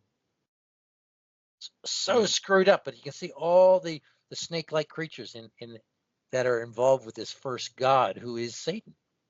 yeah, Okay, let's have a look at the next one, Joe. Okay, there's the emblem you'll find in a lot of occult symbology. There's your egg. It's called the Orphic egg, and the snake around it, wrapped around it. And you can guess who the snake is. There's the snake creating his own universe under God, right? right. Okay, let's have a look Excuse at me. the next one.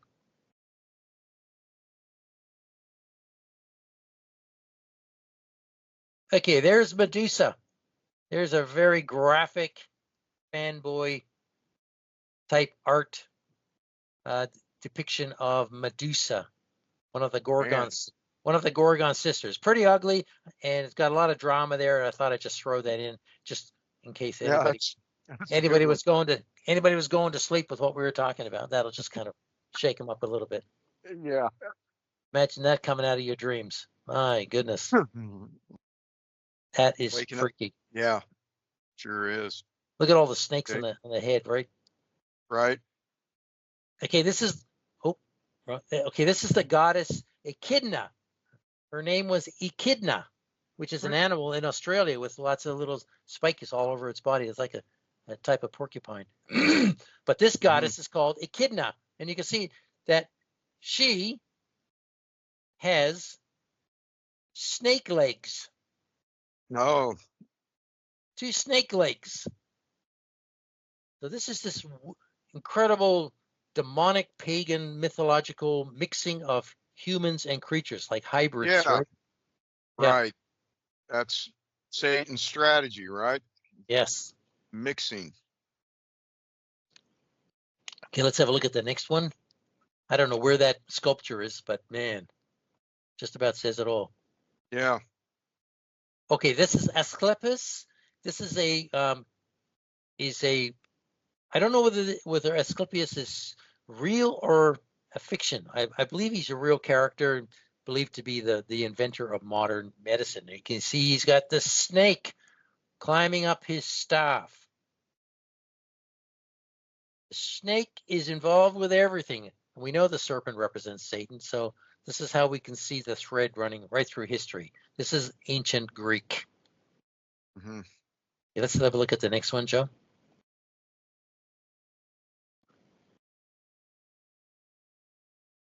There's Quetzalcoatl, the Aztec snake god, consuming one of his victims because they love eating people and drinking their blood. So that's a depiction of the Aztec from Central America snake god. So you can see that the snake is everywhere. The dragons, the snakes, the lizards, they're everywhere. yeah. They run right through history. Wow. Okay, let's have a look at the next one, Joe. All right, this is Sobek, the Egyptian alligator god or crocodile god. Body of a man, head of a crocodile. Mm-hmm. Charming. Yep. See, all the ancient peoples, all these cultures, they all believed in the lizard reptilian deities. So Mm-hmm. this is nothing new. This is impermeated all through post-flood fallen man. and his Right. cultures, right? Yeah. Right. Okay, let's have a look at the next one, Joe. Just try to run through these quickly. Okay, here's the Indian snake goddess. Shiva. No, it's not Is that Shiva. Shiva? No, I can't read the writing at the top. It's Manara, I think, or Masara. Manasa. Manasa. Manasa. Yeah. Yeah. It's Manasa, the Hindu snake goddess. Charming. It's what you want. You want to be worshiping snake goddesses. No, not. Okay, Wow. so you can see on every continent, in every culture, this obsession with reptiles. Here's the Minoan snake goddess from Crete, holding two snakes in her hand. Usually these goddesses are bare-breasted, of course, because they have to do with the fertility cult, right? Right. Right. So this from the Mediterranean. So we've had the Hindu, the Indian continent. Then we've got the Mediterranean. We had Central America. We had from Greece. These gods and goddesses are from everywhere, and they're all related and affiliated with snakes and dragons. Okay, let's have a look at the next one, Joe. Here's a engraving from probably Renaissance period of time, Baroque Renaissance, of an actor or actress holding a caduceus as part of what she is doing in this play. The caduceus is Hermes' rod with a snake or snakes wrapped around it with the wings, the double wings, the set of wings at the top. All representative of Satan and his pantheon of gods and goddesses. Okay, let's have a look at the next one, Joe. You can see people have been doing this forever. Yeah. Here's the movie you were telling me about, Joe. Enemy Mine, right? Yeah. From 1985. And Human versus Reptilian. My goodness, 1985. Yeah. So you had Conan in 1982. Then you had V, this television series, 1983. Then you have Enemy Mine, 1985. Perfect. That's how they do it. Year on year, they keep projecting the same images into our minds. Okay, let's have a look at the next one, Joe. Here's a graphic depiction that I got just off of YouTube from a channel called Beyond the Ice Wall of Antarctica. Well, there's nothing beyond the ice wall of Antarctica except snow and ice, and then the firmament dome. But of course, this guy is making up all kinds of mythological stories, and he's got a creature here to show that that's where the reptiles come from, right? Okay. Crazy. Here's another reptilian creature with red eyes. It's all sensationalism, fanboy, immature garbage, nonsense, fiction. Science fiction. People love this stuff. Look at this. This video has had 765,000 views in 6 months. Oh man. I would be blessed to have 2,000 views on one of my videos after 6 months. So you can show that people are not interested in the truth at all. They're interested in stories, fictions.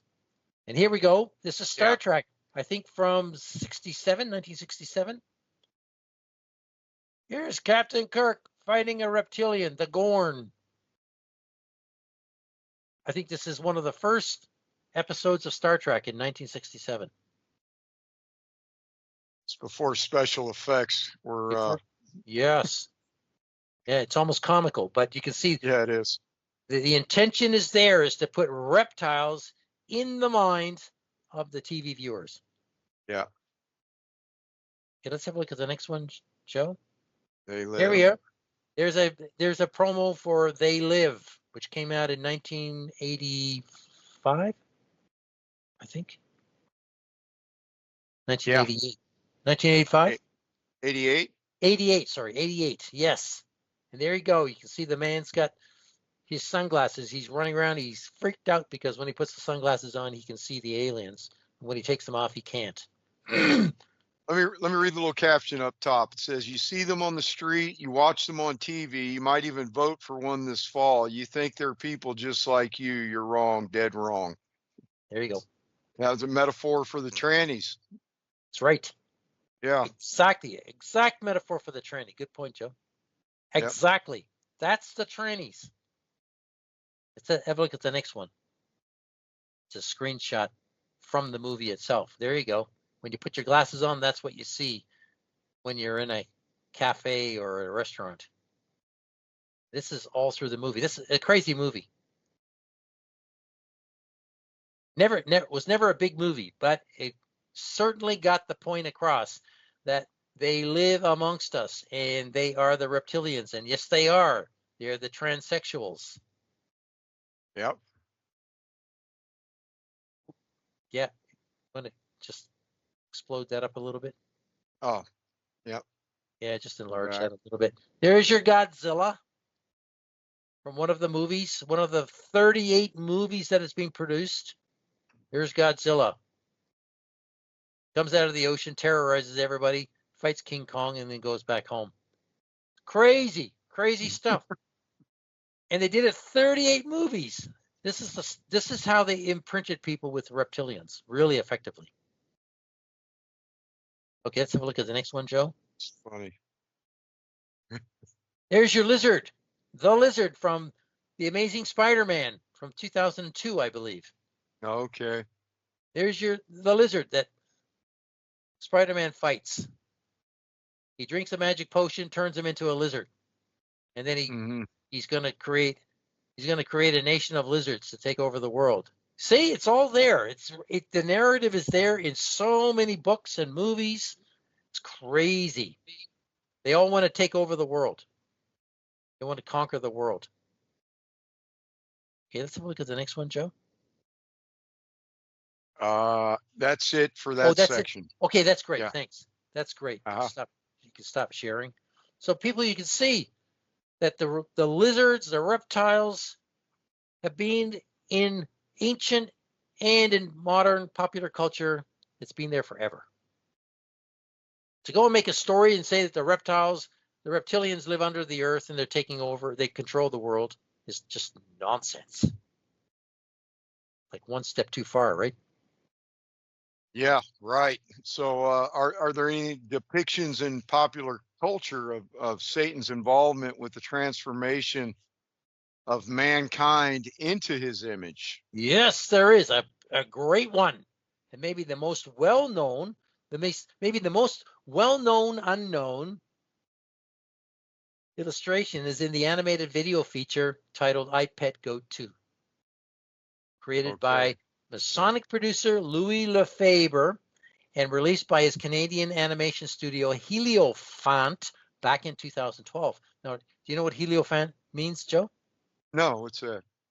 It means sun child. Sun child. Helio is sun and fant is short for infant. Okay. It means sun child. I wonder who this man worships. He's an absolute Satanist. But anyways, the snake is very clearly shown with its stranglehold on a developing embryo shown in a female ovary in this short clip. So the end result of genetic corruption of the DNA is a mindless child with an empty eggshell-like head. There can be no mistaking the meaning of what is being shown in this clip. Satan is creating a race of empty-headed zombie humans. Now, I borrowed a video clip that has been modified by another YouTube channel that I do not wish to promote here. So I've borrowed the clip and I've made it even shorter for ease of viewing. So please watch this clip and we'll see you afterwards. This is from I Pet Goat 2.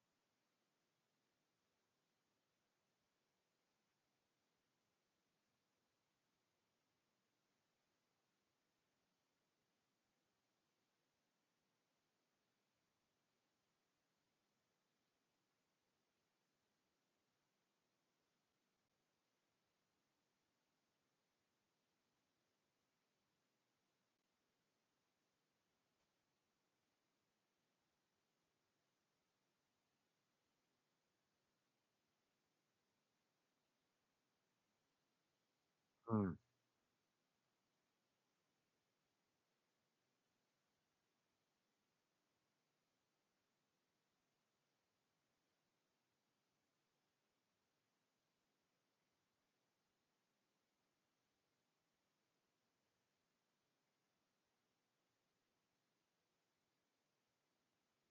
Wow.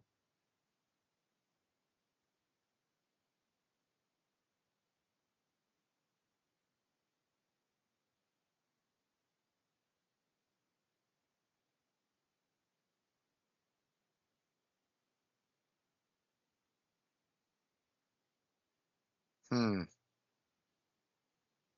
Incredible.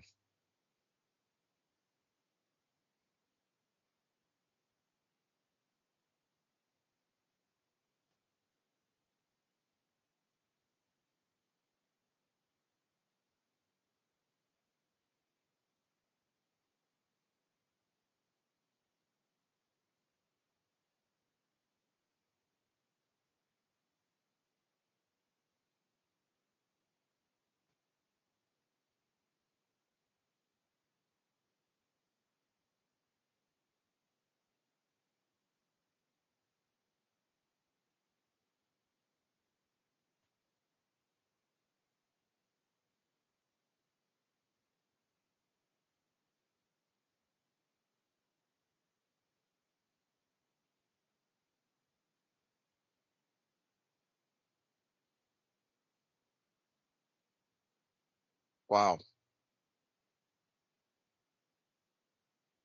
There's so much packed in there. There's so much packed in there, Joe.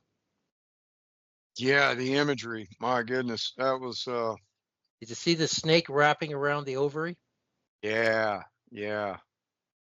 Little. In the rise of Sirius, the heart of Oh, Sirius rising, the yeah.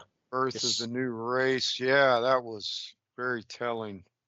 look. I encourage anybody listening, if you want to watch the whole video, just go to YouTube and look for "I Pet Goat 2," and you can find the whole video. That's just a small section that's been taken out. It's been annotated by somebody else, but it's correct. That's why I borrowed it. I removed the soundtrack. I thought that I had the sound in there, but I took it out because the music is very distracting, very dramatic. Okay. Yeah. So you can focus more on what is actually being shown. But it is so satanic, and it actually explains exactly what is happening to the human race right now. The whole narrative. It was all there. It's all there, just Yeah. in that Incredible. 3 minutes or so. And who is this? Eddie Lefevre? Lefevre? Yeah, Louis Lefebvre. Oh, Louis Lefevre. Now I look for information on this guy. There's no information on this guy.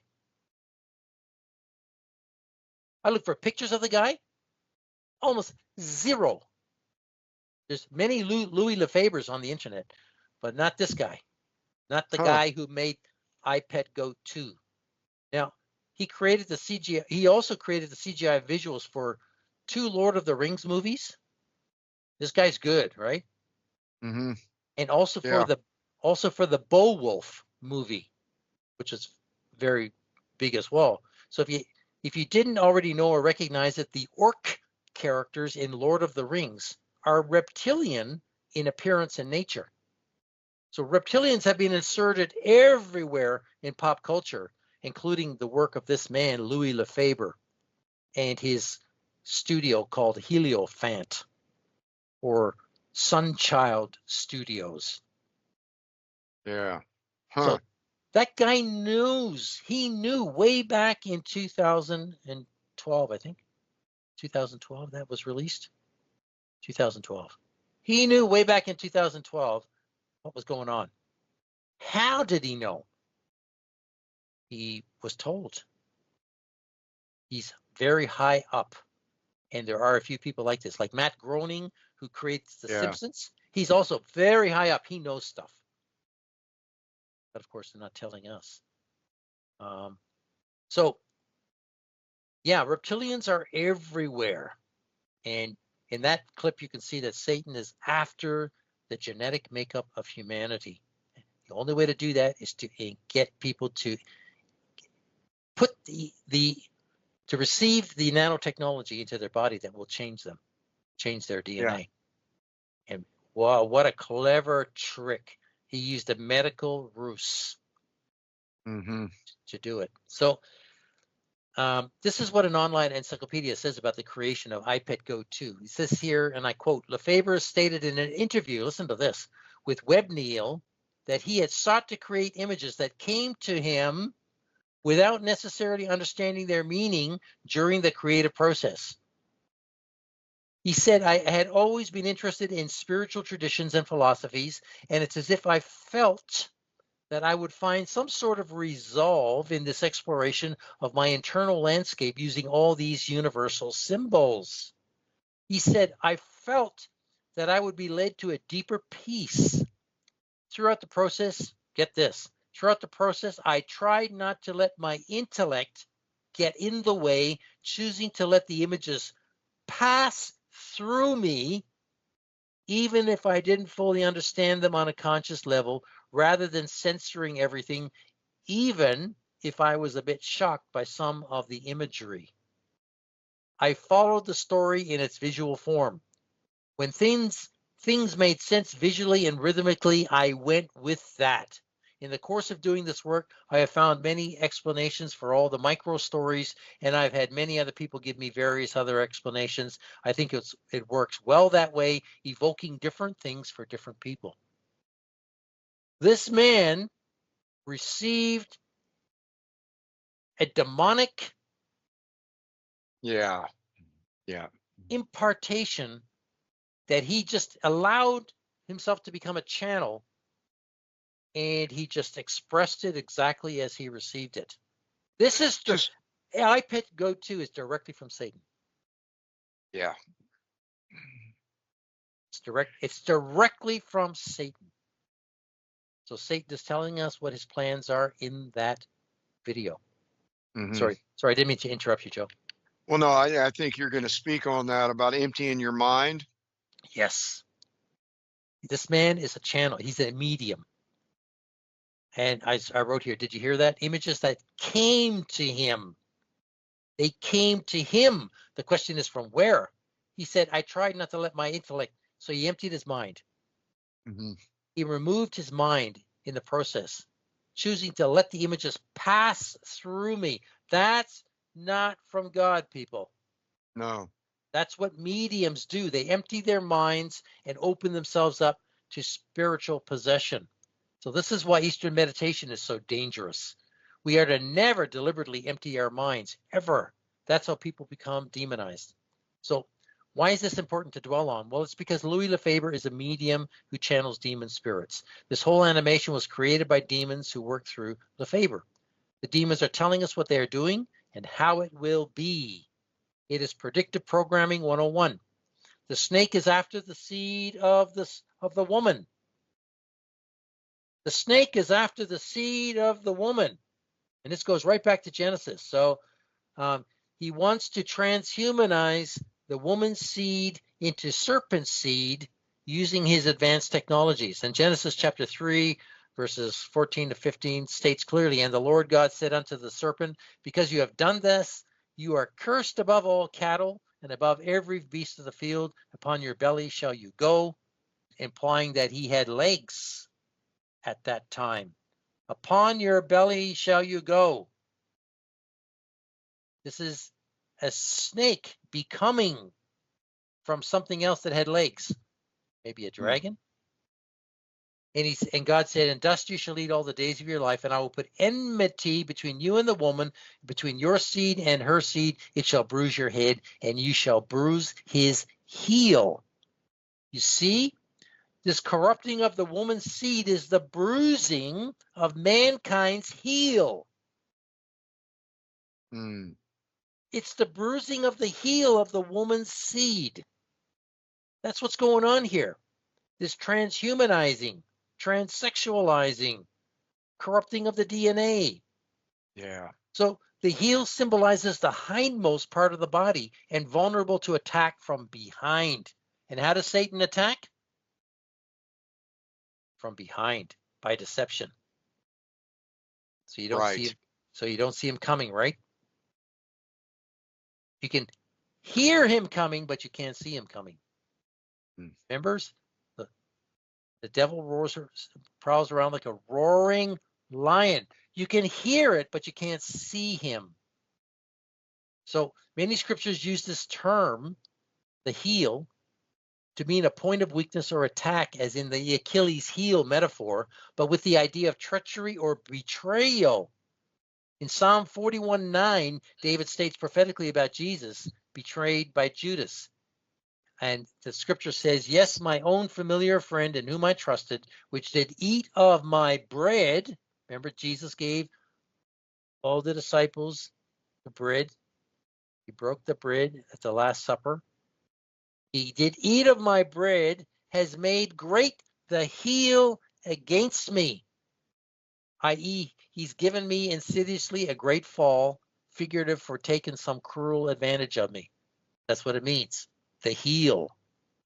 So this is exactly what Satan has done to the peoples of the world. He has taken some cruel advantage of them through trickery, deceiving them with his medical ruse, and bruised their heel by deceiving them one last time. So the Jesuit Vatican Masonic hierarchy are the serpent's seed. They are together the sons of darkness, otherwise known as the synagogue of Satan, and they have bruised the heel of mankind by corrupting them genetically and sexually. It was all done by deception. They promised freedom, will save you, will help you, will make you free, and gave them slavery. Yeah. That's what that all means, people. So God's true saints will bruise the serpent's head by refusing to allow their heels to be bruised. You get it? True saints will bruise the serpent's head by refusing to allow their heels to be bruised by the serpent. That's good. They, Amen. they see Satan's strategies and turn to face him, so their heels are not left exposed to attack. Oh, that's good. Yeah. That's why Jesus said, seeing and hearing. That's why he continually said that. Because when you turn around and face your opponent, you see what's coming. You can prepare yourself. You know what to do. Right. When you got your back to your opponent, your heels are exposed. Uh-oh. Anybody who has their Achilles tendon cut is dead. That's it. It's over. So this is the principle that Scripture is giving to us. Once you see the snake coming, you can step on his head. You can step on his head because you're watching him coming at you. So this is both a spiritual principle, but it is lived out physically in the material world. So there's the physical and the material. So God's people are to protect their heels every minute of every day by being sober and alert spiritually at all times. So is an understanding of reptilians important? You bet it is. Yeah. Very, very important, because the serpent, by God's own warning, is more crafty than any beast of the field that he had made. The Hebrew word is arum, meaning subtle, crafty, prudent, cunning, or shrewd. Now, this can be meant in either a positive or negative sense, but in Genesis 3:1, it is not meant by God in a positive manner. It is a strong warning against the nature of all reptilians of any kind, whether they be snakes or dragons or lizards. That's good. Amen. Yeah. Wow. That's a really powerful revelation. Yeah, just to go back what you were saying about emptying your mind, anytime in the Bible where God instructs us or his word instructs us to meditate, it's to meditate on his word or to meditate on these things. And it's never to instructing about clearing your mind to see what enters. and you know That's what? right. Yeah, And right, and you know that Hebrew word for meditate does not mean what Eastern meditation does. right. That word that I can't remember the Hebrew word for meditate, but it means to mutter under your breath. Oh, okay. So Yeah, to what you're speak. doing is you're speaking the scriptures under your breath. You're muttering the scriptures. Right. That Okay. Yeah, is that's biblical good. meditation. Yeah. All right. So Amen.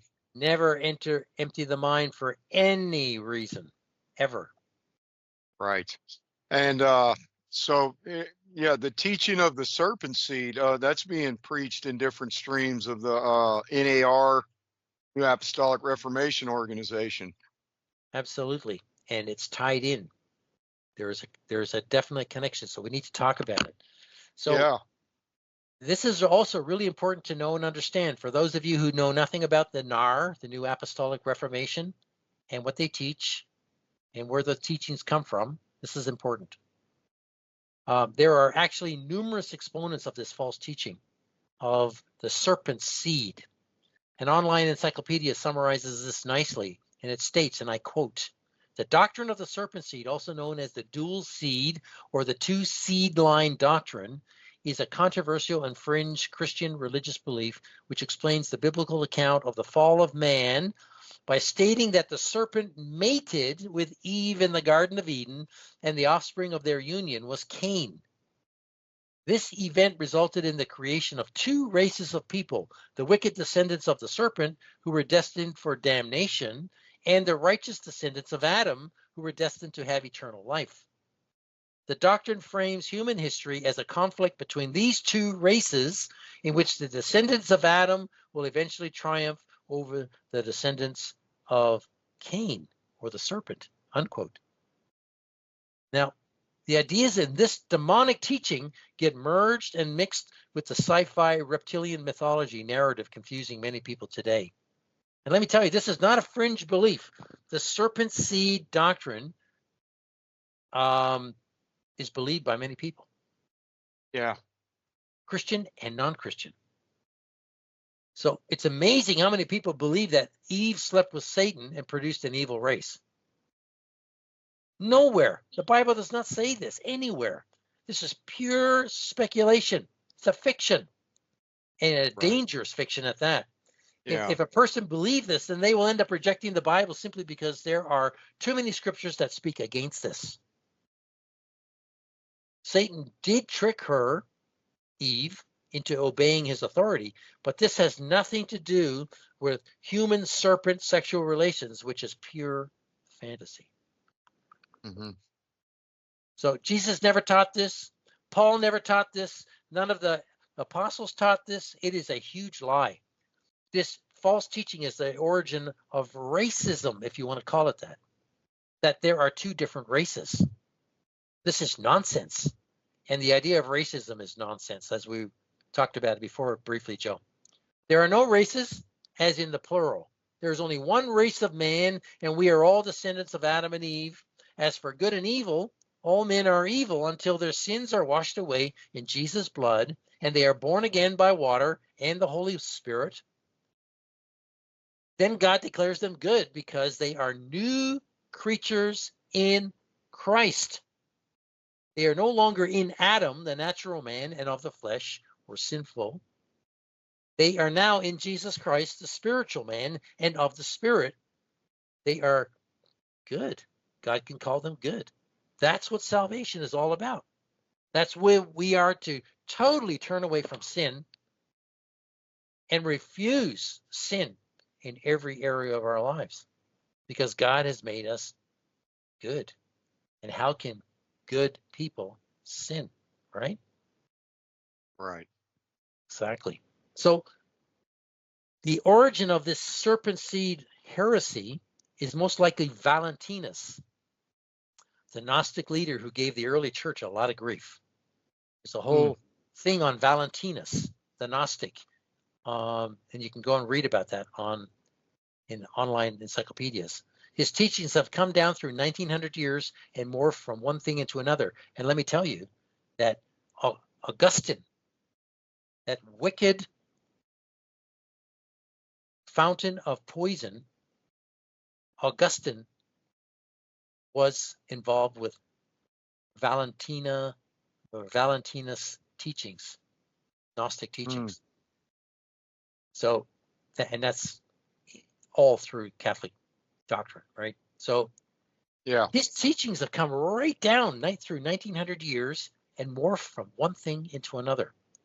Now, the encyclopedia article states, and I quote, during the 19th century, the serpent seed doctrine was revived by American religious leaders who wanted to promote white supremacy. Get a hold of that. That's what was going on in the early 20th century. Ku Klux Klan and white supremacy was behind many, many preachers.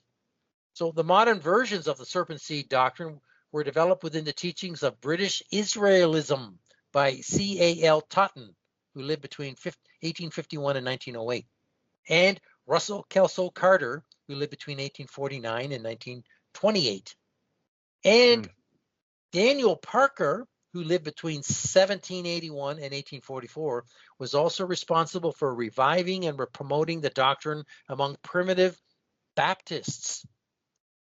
So teachers of Christian identity theology, which branched off from British Israelism, preached the doctrine during the early 20th century and promoted it within the Ku Klux Klan, Aryan nations, the American Nazi Party, and other white supremacist organizations. So the belief's adherents commonly use it to justify anti-Semitism and racism by claiming that Jews or members of non-white races are the descendants of Cain and the serpent, who they invariably interpret to be Satan, or an intelligent, non-human creature which lived before Adam and Eve, unquote. There's a lot going on in that. We just spawning off of that doctrine of devils right there. My goodness. We don't even have time to unpack everything that's in that brief quotation from that article. Crazy. Yeah. But the one thing we should mention is that this whole Jew thing is nonsense. There are basically no genetic Jews today. The Jews that proclaim themselves to be Jews are Kabbalistic non-Jews. They're cultural Jews. They're not true genetic Jews. So the whole Jew thing is a total furphy that has got everybody running around in confusion about when there should be absolutely no confusion at all. And the Jesuits, again, have done this. They created the Jew smokescreen, right? Yeah. So the serpent seed doctrine in all its forms has been and is far more influential in world affairs than people can imagine. If you have been involved in any form of the serpent seed doctrine, whether two-seed line or British Israelitism or British Israelism or Christian identity, which is all to do with the NAR, the New Apostolic Reformation, then you need to renounce it and ask God's forgiveness for allowing yourself to be deceived into it or by it. That's good. So please go to the Wikipedia Serpent Seed page and read the history for yourself if you would like to learn more, as there is too much detail to go into here, as this video is already extending out. So, needless to say, history has not been a conflict between two races, as this doctrine claims. The Bible says clearly that the conflict is good against evil. Lost or saved. Yeah, this involves believers or unbelievers.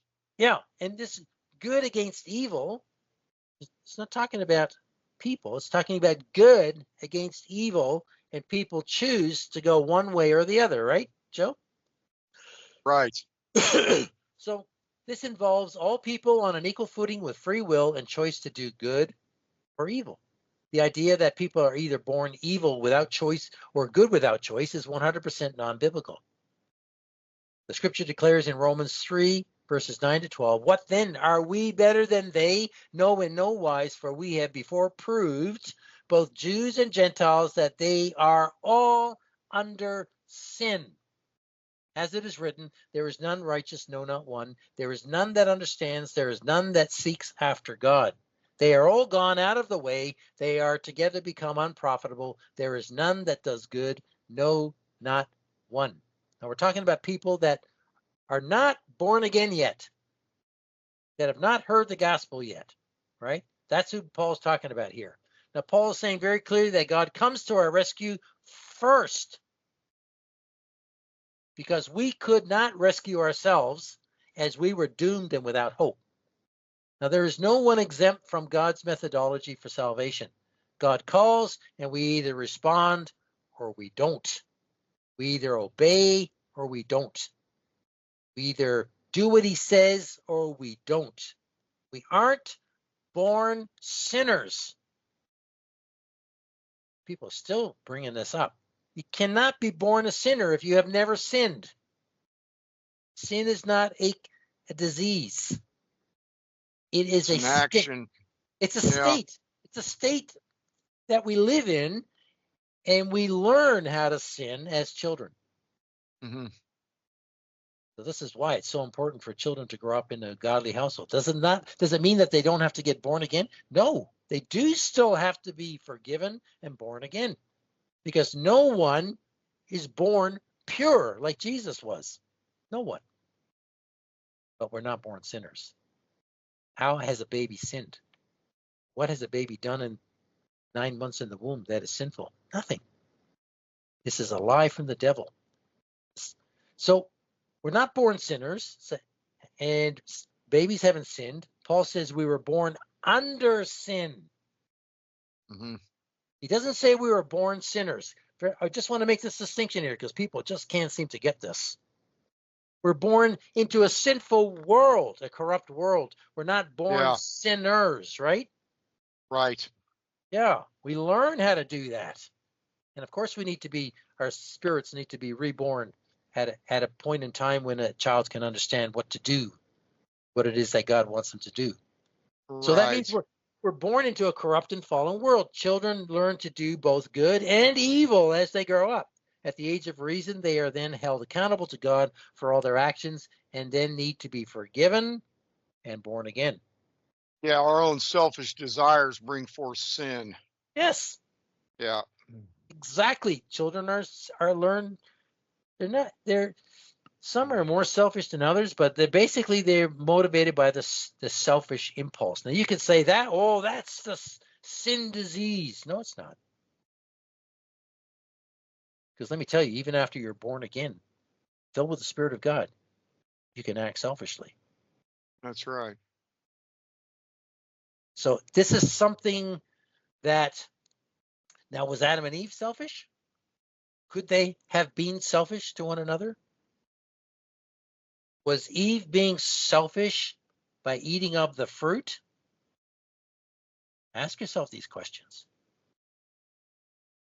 So there's a lot going on there. There's a lot of misinterpreting of scripture and a lot of false doctrine about these things.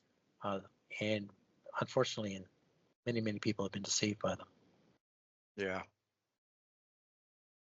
Do you have something to say about that, Joe? No, that was good. Amen. All right. So you mentioned earlier that reptilians are a cover or a smokescreen for demons and aliens and transgendered people. What is the link between reptilians and transgendered people? All right. So we got a little bit sidetracked earlier and went into that. Hmm. Probably where we shouldn't, but it was probably a good place to talk about it a little bit. So we got a bit sidetracked, but here, this is it. This link is very important to understand, because transgendered people are the big secret in society everywhere. They are the big secret. They are the big. We don't talk about those kind of things. Most people do not want to talk about this. They don't want to see it. Excuse me. They don't want to know about it. They don't want to talk about it. It's the big secret. But it's right there in plain sight. We all had the wool pulled over our eyes most of our lives. The true reptilians are sodomite, transgendered, male to female and female to male people, MTF and FTM. They are the lizards and fully propagate the deception in every sphere of society. What they are is what they propagate. Wickedness and sin and immorality. And no one sees them. You know, the movie They Live, nobody could see them without the sunglasses, the magical sunglasses. And how is it that we see this truth, Joe, when most people can't? Yeah, it's a good point there. We have Got the Holy Spirit sunglasses. spiritualized. Yes. Yeah. We've got Holy Spirit sunglasses on. It says having eyes they cannot see, having ears they cannot hear. Bingo. Yeah. Yeah.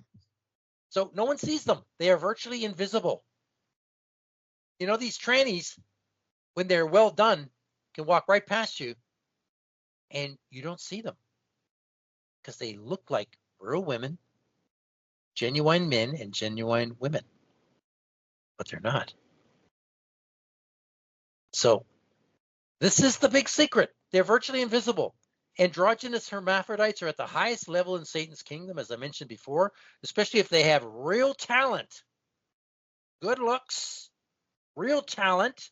Got to have a kind of combination of this, whether in politics, business, entertainment, whatever field that you can rise up and go to the top and achieve fame and power, right? And wealth. Business. So in fact, I would say that all the men in high positions today are FTMs. All the men in high positions today are females. They're FTMs. They're trannies. And I would say that all the women in high positions anywhere today are MTFs, male to females. So people think men are in control, when in many cases it is women dressed up as men. This is the crazy thing about this. Throws a whole new angle on feminism, right? Yeah, right. And I think my next video is going to be related to feminism because, man, what I'm seeing on the internet is absolutely screwed up. So I want to share just what God has been showing with me. So all the women, all the men in high places, they're inverted. You know, they're transsexuals. And very few people see this. So if you haven't, here at this stage, if you haven't watched my video number 274 titled Sirens and Amazons, then I urge you to do so, as it will provide a lot of detail about this wicked agenda. But I see things now even more clearly than I did back then, which is 274. Well, that's like almost 100. That's 100 videos ago. Wow. So yeah, it's crazy, people, but please don't put your fingers in your ears. Please listen and look and accept this horrible reality that we've all been fooled. We've all had the wool pulled over our eyes, but not anymore.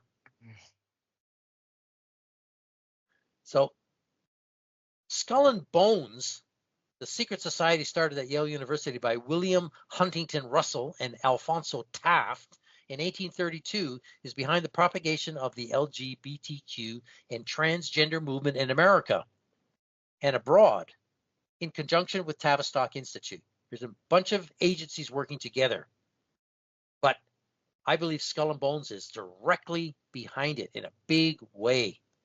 Now, alternative names for Skull and Bones are the Order 322, and the Brotherhood of Death. Why is it called the Brotherhood of Death? Well, transsexuals are headed for the lake of fire. Whether they believe this or not, doesn't matter. Also, that wickedness brings the death of the human race, brings extinction. So there are two other secret societies at Yale called Scroll and Key and Wolf's Head. These are the three big societies at Yale. There are many. So we are reaching the end of the goals that the Jesuits had for the sexual revolution of the 19th 60s, which I believe was planned long before that. So it has taken only 3 generations to erode society into godless immorality with the help of Skull and Bones behind it. So feminism was used to seduce women, destroy traditional male and female roles into hypersexualized society. It's exactly what we see today. And Skull and Bones has been a big part in promoting this massive moral, social degradation. Now, Wow. transgenderism is the satanic religion. Not just something they do. It's who they are. It's what they are. It's their religion. The reversal of male and female roles in public without disclosure is the big deception. Men are lusting after women that are really men, and women are lusting after men that are really women. How much more screwed up can things get? Skull and Bonesmen in high positions work hard to further that agenda in North American society. Now, in the story Alice in Wonderland, Alice states, and listen to this, if I had a world of my own, everything would be nonsense. Nothing would be what it is because everything would be what it isn't. And contrary-wise, what it is, it wouldn't be, and what it wouldn't be, it would. You see? Well, that's the world we're living in right now, people. We're living in an Alice in Wonderland world. And that was written in 1865 by a Masonic moral degenerate named Charles Dodgson, dreaming of an inverted world with zero sexual restraint. How about that, Joe? Yeah, that's hey, do you think this is a worldwide agenda, or do you think Yes. this is more of a westernized? Nope. Worldwide. Okay, worldwide. So China, Everywhere. It's been going on everywhere. forever.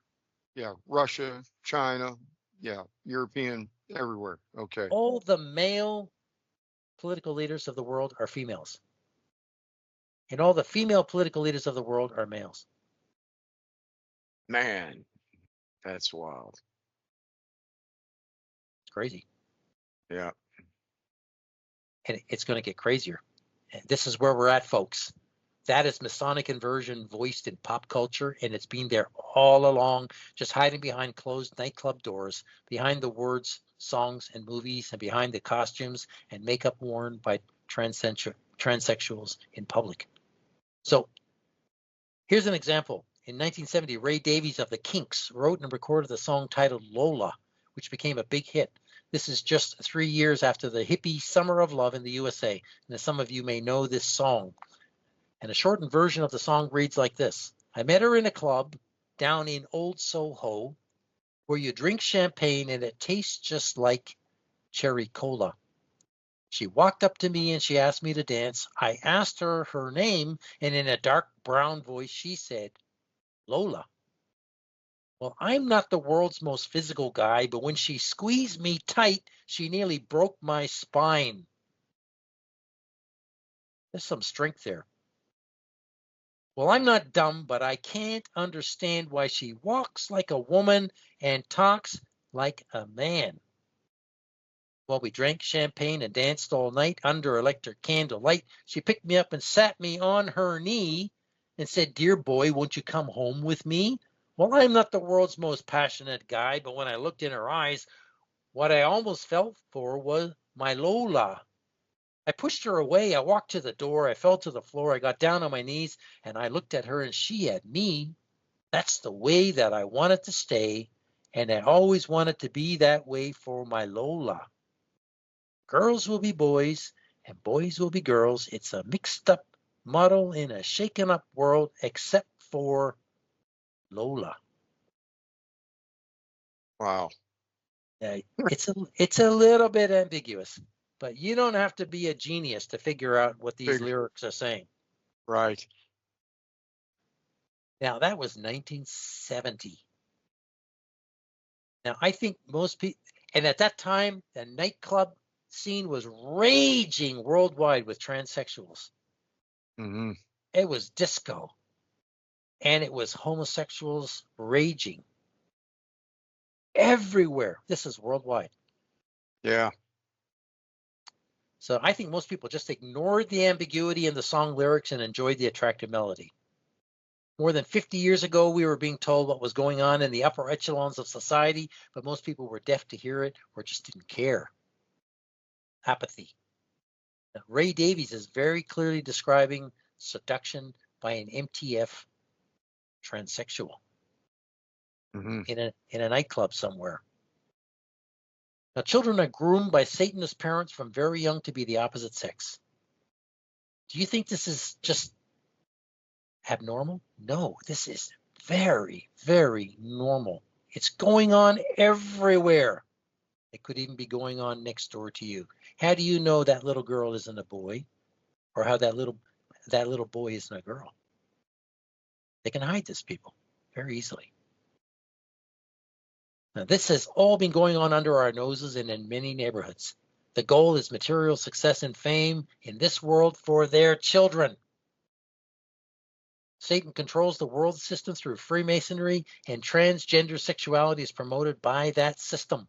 Most of the influential people of fame and power post-World War II are not what they appear to be, and even before World War II.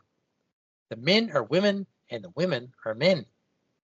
These are the secret invaders that have brought normal society to the verge of destruction with all their godless corruption. They have the money and the influence to do whatever they want, and so they can remain undiscovered. They can cover up their lifestyles. They've got the money to do it. Poor people can't do this very easily. And these people are the real reptilians. Wow. So, just to finish off there, the transsexual agenda has been inverting the world one person at a time, one family at a time, one community at a time. The secret societies propagate this agenda by fostering immorality of all kinds. They lure the children into immorality. Children are molested and abused and then grow up to become molesters and abusers. This has been going on forever.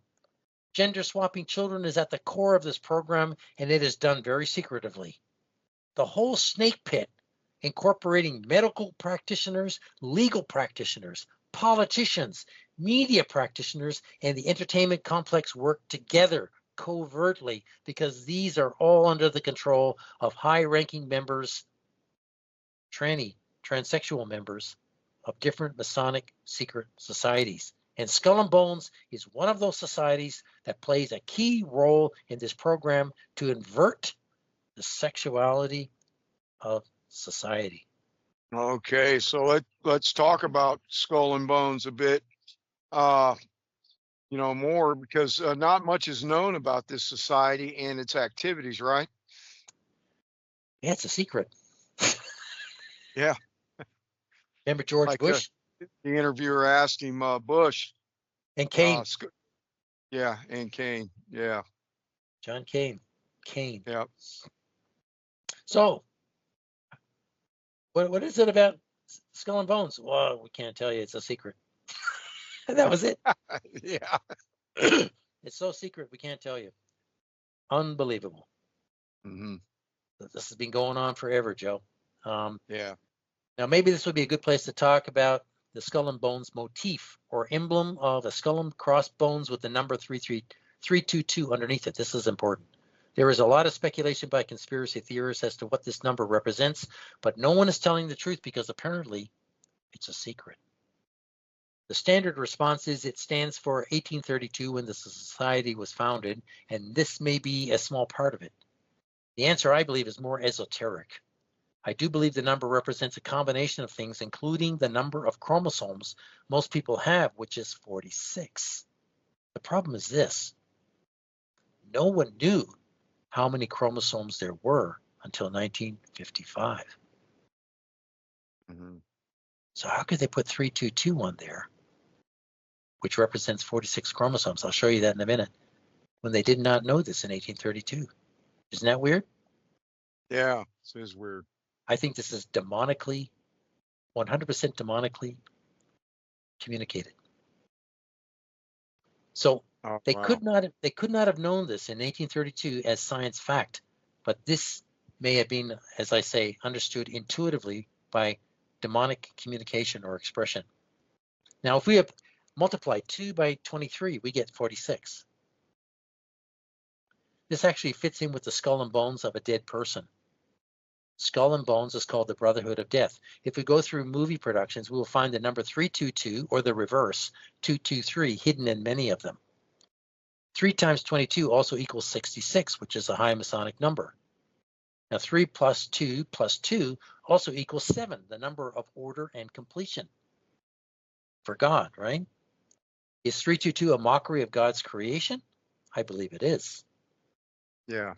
Finally, the crossbones form an X, which is 10 in Roman numerals, plus 1 skull equals 11, the 2 Masonic pillars of Boaz and Jachin.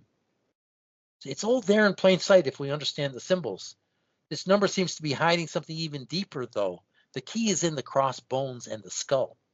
Closer examination reveals that the 2 femur bones are not the same. One is female and one is male. Mm-hmm. Also, the skull is a bit weird with one eye socket higher than the other. We are looking at a mix of male and female attributes in the skull and crossbones. This emblem actually embodies Satan's new order of transsexual, transhuman creatures, thus destroying God's perfect order of male and female. It's right there in the skull and bones emblem. Wow. Yeah.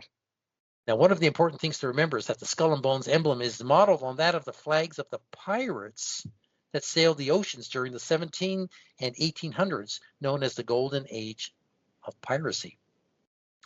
Why is that? Did you know that there were many female pirates?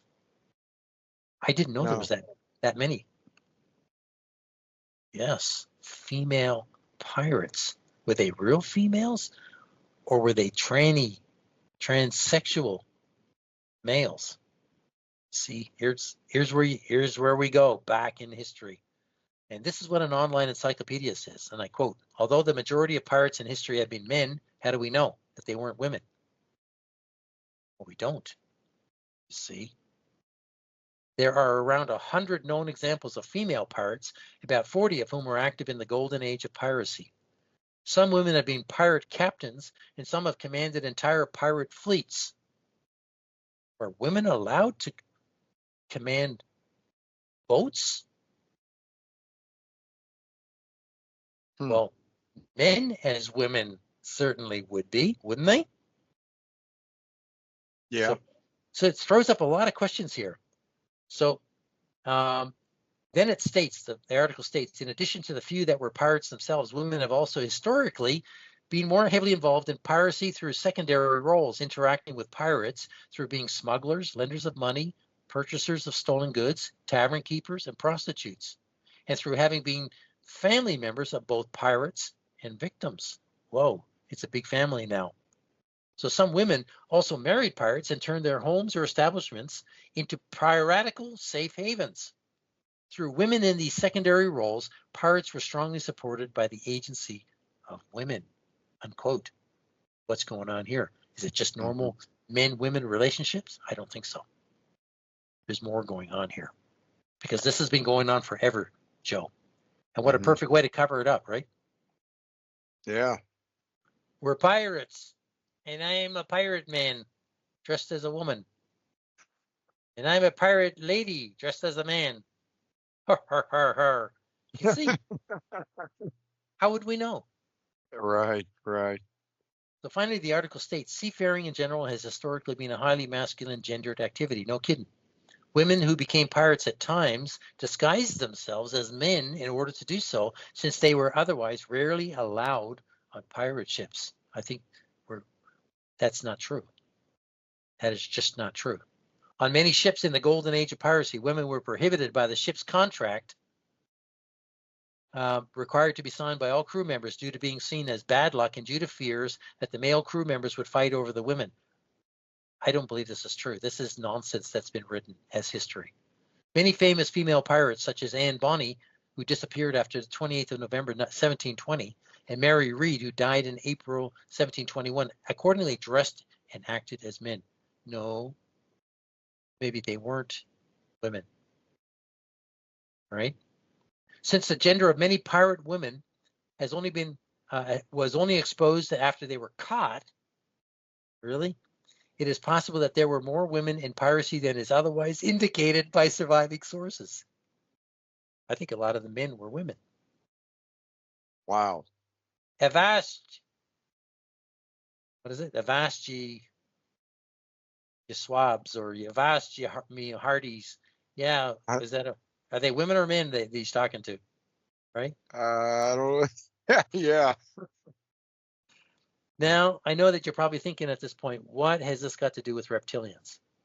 The answer is this. The roles of men and women, whether in piracy or entertainment or politics or business, has been gradually inverted into the Luciferian model over centuries. Right. These people have the power.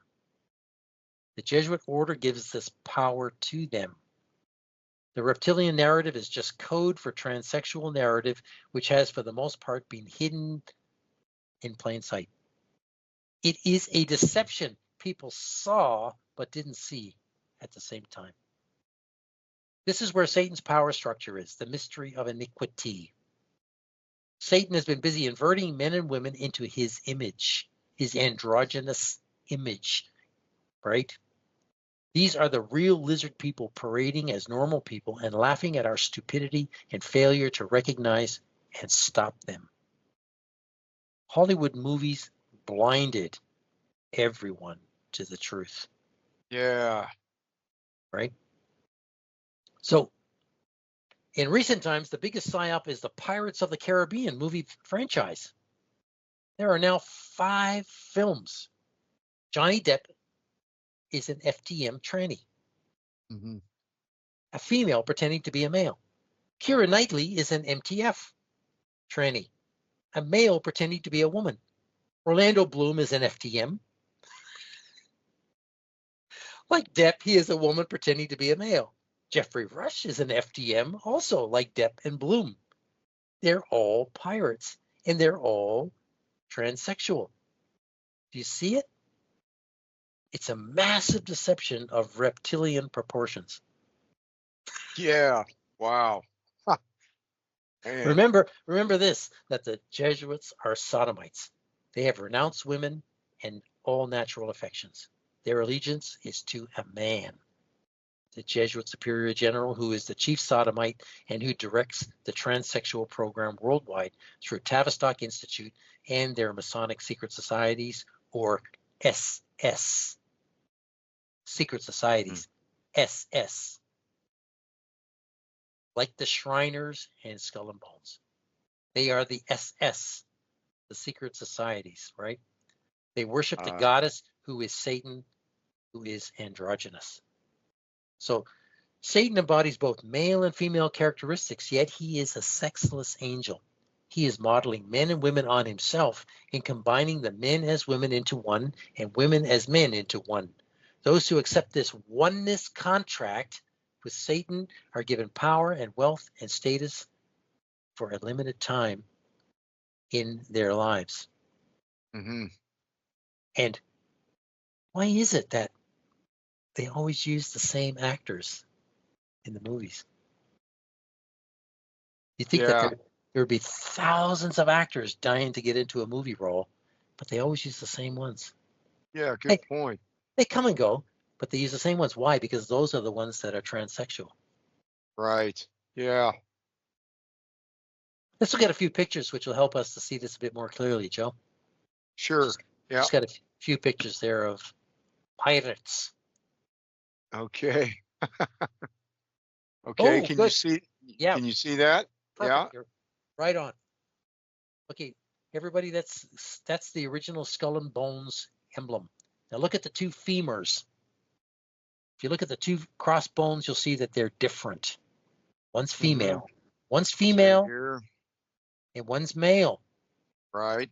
The one with the large extension is female. The one on the right hand side, that's female. The one on the other side is chunkier and shorter. That's male. That's anatomically the truth. If you look at the skull, it's a wonky skull with a gash on one side of it, and wonky eyes. One's up, one is down. It's weird. Yeah. This is a transsexual skull, Right. a tranny skull. That's So good. it's all right there in the. Yeah, that's a good find there. Yep. It's all there in the emblem if we know what to look for once again. Okay, the next one, Joe. Okay, here's a bunch of pirate emblems that were used on flags by real pirates. And you can see there's a whole range of different emblems. And there's a couple that have the skull and crossbones or the skull and cross swords. But this is where it comes from. This is where these emblems, where the skull and bones emblem comes from. It's borrowed from the pirates. Mm-hmm. Let's have a look at the next one. Okay, yeah, it's a little bit small, but again, there's some overlap here, but you can see the different flags that the pirates flew prior to attacking a ship. And you've got one with just two crossed bones, but you can see there's no differentiation between the bones, because at that time I don't think that would have been clearly understood in the 17th Right. century. In the 17th Right. century, right? Yeah. But by 1832, they certainly understood this, and it was an active program. Okay, let's have a look at the next one, Joe. Here's some women. Can you just expand that a little bit? Here's some Sure. pictures of women pirates. That the two on the left, excuse me, are real engravings from quite some time ago. The one in the middle is a movie star starring in a women's pirate movie from the 30s, I think 30s or 40s, and the one on the right is a recent pirate figure. But are these Wow. Yeah. women really women, or are they men? Men. Are they transgendered men? Looking like women. Yes. So This is wow. It's all screwed up. It's Double flip flop. yes. Let's have a look at the next one, Joe. Like Bruce Jenner, a double flip flop. Female to male and then back to male to female. Crazy, huh? Just expand that one if you can, Joe. Yeah. There's two female pirates, famous female pirates. I can't remember this one's name. But there she is, or he is, portrayed. And this is quite an old engraving. So this female looks quite mannish. Oh, And then let me go here, back. yeah, you can see that the faces are quite mannish.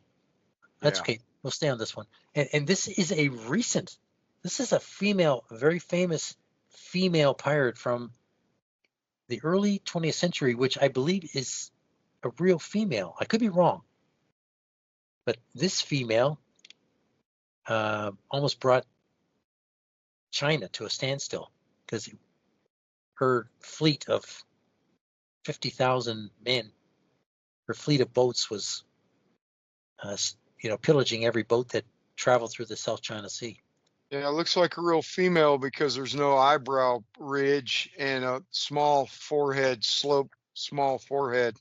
Yeah, this one's interesting. Yeah. This one negotiated a truce finally with the Chinese government, and all her 50,000 pirates were given a pardon, and they were allowed to keep all their wealth. Wow. This one ended up marrying an adopted son, and then she set up a casino and lived happily ever after. Yeah, success story there for that pirate lady. Yes, incredible. There's a lot going on though with all this. Excuse me. Oh boy. My goodness. I think that's the last. I think that's crazy. The last picture, is that the last one? Okay. Yeah. Let me stop sharing here. It gives people a bit of an idea about female pirates and what may have been going on there. Can't prove this. Wild. Yeah. But you can see the link with the skull and the bones, the Jolly Roger with pirates, right? And yeah. So female pirates. No, female pirates and male pirates. What's the real truth there? We'll probably never know. Hmm. Well, so let me recap here. So what you're saying is the Masonic secret societies like Skull and Bones, pirates, reptilians, aliens, and the transsexuals are all inextricably bound up in the same narrative for world deception and control, and are not separate narratives. Is this right? Correct. Yeah, yeah, seems to be. Yeah, it's exactly right. People are going off on all these different tangents as if these online narratives are all separate when they aren't. Right, right. They're all They they're all linked. all They're all all linked together. linked. Yeah. Each of these ideas is just another metaphor for transsexual power and control. Hmm. They are talking about the same thing. Have you ever noticed how many times the skull and bones motif has appeared in Hollywood movies and TV over the last 100 years? Maybe 100,000 times would not be an exaggeration. One memorable moment was in the movie Independence Day when the hero manages to upload a computer virus to the alien mothership and a skull and bones warning sign appears on the panel just before the ship blows up. All the aliens are like, eh? And then, coincidence? No, sir. They are uploading the skull and bones to the alien ship. Mm-hmm. Got to think of the implications of that in a Hollywood movie. Ah, I see. Yeah. Wow. Crazy, crazy. So the transsexuals are the pirates stealing the life of mankind. The reptilians are doing exactly the same. Wait a minute.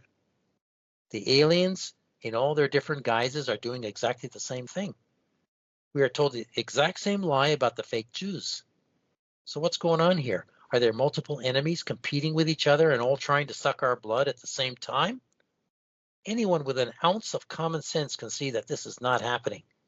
There is only one Jesuit enemy spinning multiple yarns in order to distract and deceive the gullible. So let's take one example of a very high profile elite transsexual celebrity named Donald J. Trump. I put together a short compilation. No, I didn't do the video. I decided not to do the video. I forgot to change the script here. I just put together a bunch of pictures exposing Trump's deception. If any of you listening to this message still believe that Trump is a good guy, and you think you know who he is, and you haven't listened to video number 100 titled Donald J. Trump, True American Psycho, posted 3 years ago, then I urge you to do so. It contains Yeah. many truths exposing Trump for who he really is. Let's have a look at those pictures, Joe, and we'll see Trump in a different light. Okay. Hopefully it's gonna. Yeah. Yeah. If there's any Trumpsters on here, They're going to be don't. offended. Yeah, they're gonna. I don't think there's any Trumpsters on this channel that follow you though. There's baby Trump or young Trump, young Donald as a girl. There he Yeah. is. Yeah. There's the Yeah. little girl dressed up as a boy. That is a little girl. That is not a boy. No. It looks a little bit like a boy because he's got boy clothes on, but cover up the boyish clothes and you'll see the girl. Uh-huh. Soft features. See the soft features. They could pull it off. He was very androgynous, very soft-featured boy. Was that planned? I don't think at that time they could plan that, but I can't prove that either. Right. Right. Okay, let's have a look at the next one, Joe. Here's Okay. Donald J. Trump with his second wife, Marla Maples. There's your MM. There's your 30, MM. And 33. that V signal is the androgynous signal. Did you know that? Yeah, that's what the Baphomet throws up. Yep. That's the androgynous signal. So when you see anybody flash a V, if they're in this club, that's what they're saying. They're saying, I'm a transsexual. So that's Yep. Donald the FTM signaling to Marla, the MTF. I'm a transsexual. Do you want to hook up? Mm-hmm. Wow. That's how they signal each other. Notice that there's a 22 and 2 seeing eyes on the microphone there. Somebody's Yep. holding. Look at that. Isn't that perfect? Yeah. There's your double 11, your Masonic double 11 right there with 2 all-seeing eyes. Incredible. Obviously from the ABC. Yeah. There's Marla Maples. And I didn't put a picture in here of Donald's first wife, but I found this picture of Marla Maples, his second tranny wife. And there she is. That's a man looking at you. Now look at, Yeah. can you see the red string cord around her wrist? That's Kabbalah. She's a Kabbalist. Yeah. Whenever you see that red cord around somebody's wrist, they are Kabbalists. They are a Satanist. Mm-hmm. This is a high-flying, Masonic, Satan-worshipping, world-loving, ambitious MTF, male to female transsexual. Mm-hmm. Incredible when you see it. There we And go. there's Donald Trump at the age of 71 playing tennis. Look at the backside on that woman. That is a woman, people. Yeah, look at this. Look at little hands, right? Small hands, short torso, short arms, no neck, short arms, and then the hips. big hips. That's 5 markers there working together. So that's too many identifying markers. Yeah, and look at the profile. When you look at his face as profile, it looks like a woman. Yeah, it does. Does not look like a man at all. So think about that if you go into the voting to the yeah, don't vote. No, Yeah, don't don't even get vote. involved in politics, but nope. Yeah. So Donald Trump is a woman and Kamala Harris is a man. This is how screwed up everything is. Man, yeah, that's. And they know they're signaling to each other. They're in the transsexual club. They're part of the elites and they're working together. Totally. 100%. These people are not against each other. Right. They're just following a script. They're told what to do, and they get paid handsomely to do it. Yeah, that's why they can play this act, this right and left, and be buddy when they're behind the scenes. Yeah, they're all transsexuals. They're all transsexuals. Wow, man, that's crazy. Look at this freak show here. And what you can see somebody wrote, "What in the nightmare before Christmas is this?" Yeah. Do you think that's a real picture there? Yes. Of his head? Yeah, he's had some sort of injury. Trump's parents look like they're secondary characters from a Tim Burton movie come to life. And wow. He is a woman and she is a man. It's all screwed up. It's all back to front. It's all upside down.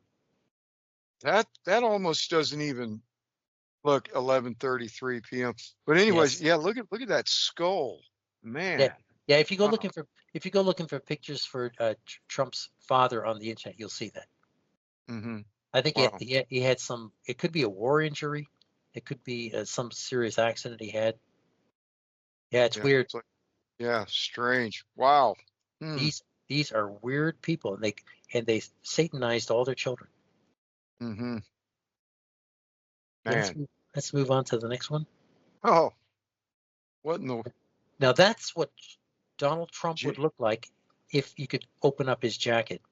That's how thick set this man is. That's the kind of gut that he's carrying. Jiminy crickets there, huh? Wow. And that's what you're looking at. You're looking at an obese, obnoxious, transsexual woman. Yeah, look at the walk, how the legs cross there. Yeah, they mince. That's called a mince. That's a mince? Yes, it's a woman. It's a female gait. It's a female mince. immense. The hips, Right there. the hips force it because of the wider extension of the hips with the femur, right, that we saw with skull and Okay. bones. So that's a marker. Yep. Yes. Incredible. Wow. Trump is a woman. He's a female. Yeah. Okay, let's have a look at the next one. Okay, people, I found this last night on Uh, the internet. I thought that's funny. that is rich. I Yeah. mean, that's incredible satire, but that's the truth. Right. Wow. You're looking right at Donald. It's probably his name as a young girl was Donna. Donna. So Donna became Donald, right? And Yeah. that's what he would look like, Wow. dressed up as a tranny, right? Yeah. Ready for a night out there. Man, oh man, that's just disturbing to look at.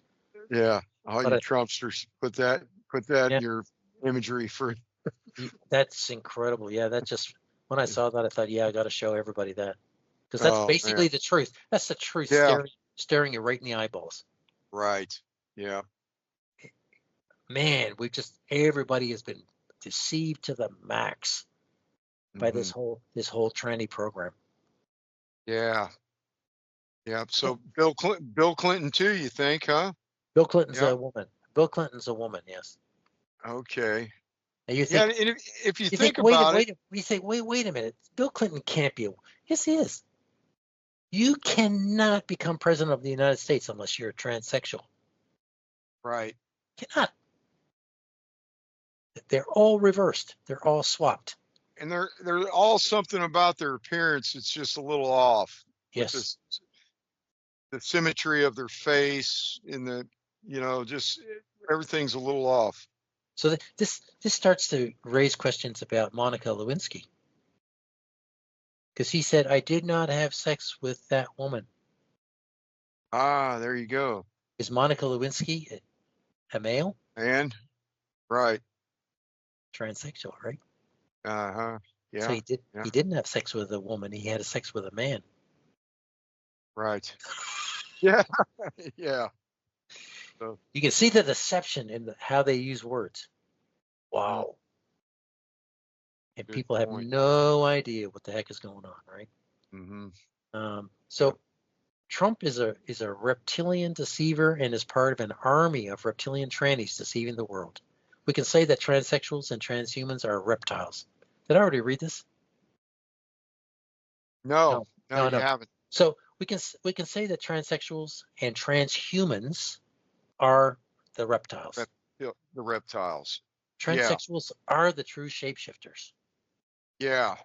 Shapeshifting. We kind of did a spoiler alert at the beginning of the video. Yes. It was building up to this, but like you said, it's all right.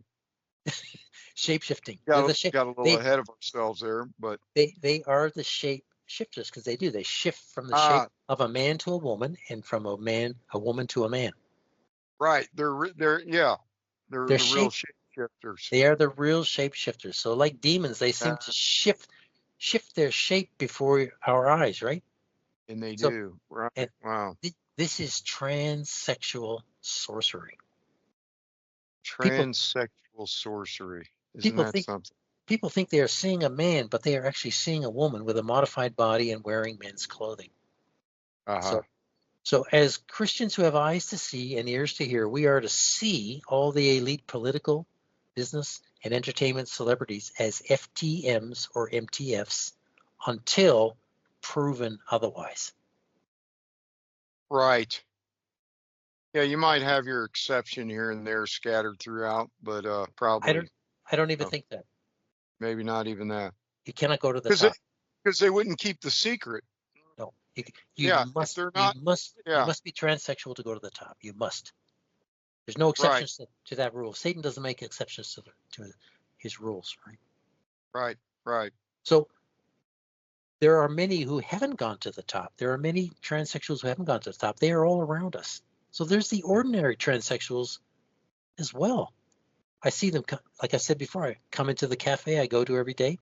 I look at the body shape and the way they walk. Some are obvious, some are very well crafted and difficult to spot, as I said, especially when young. These are the children of generational Satanists. And Yeah. who are the generational Satanists? Freemasons. Right. Wow. Freemasons are Satanists. People are thinking of Freemason as being something else. They are Satanists. It is Satan's religion. So transsexual society has been with us since Cain and his children. Now, here's a short humorous video clip I call Devils in Disguise, illustrating what is actually happening in real life.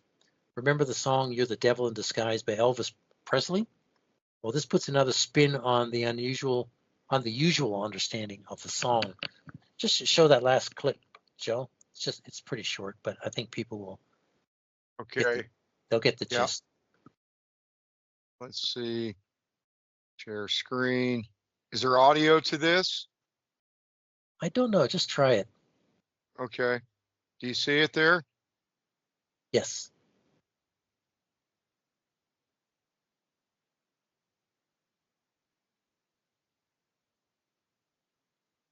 Yeah, looks like no audio. That's okay. No audio.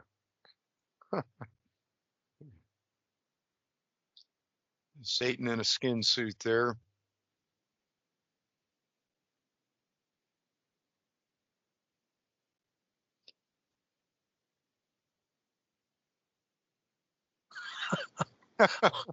Unbelievable. Yeah. Oh man. Unbelievable. Yeah. I found that last night and I thought, yeah, I got to stick that in there. Because that's exactly what trannies are doing. Right. They're Right. devils in disguise.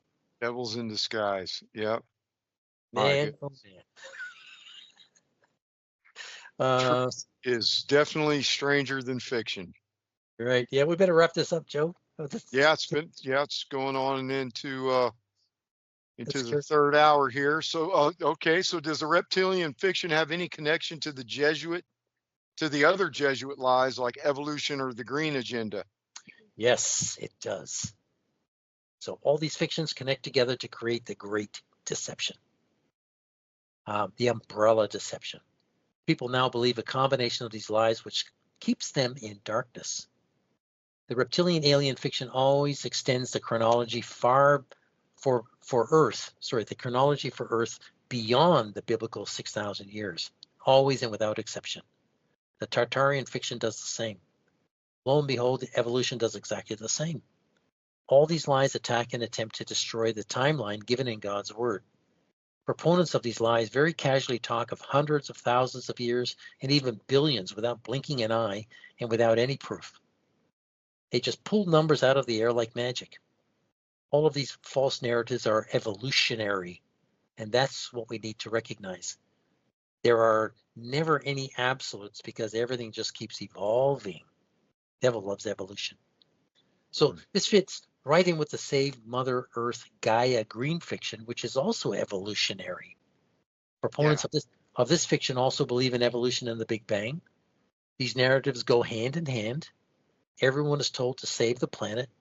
Why? Simply because it is God and the giver of life. I should say the goddess. Therefore, it needs to be saved and worshipped. So reptiles are generally different shades of green. Is this a coincidence? No, it's just more mind programming.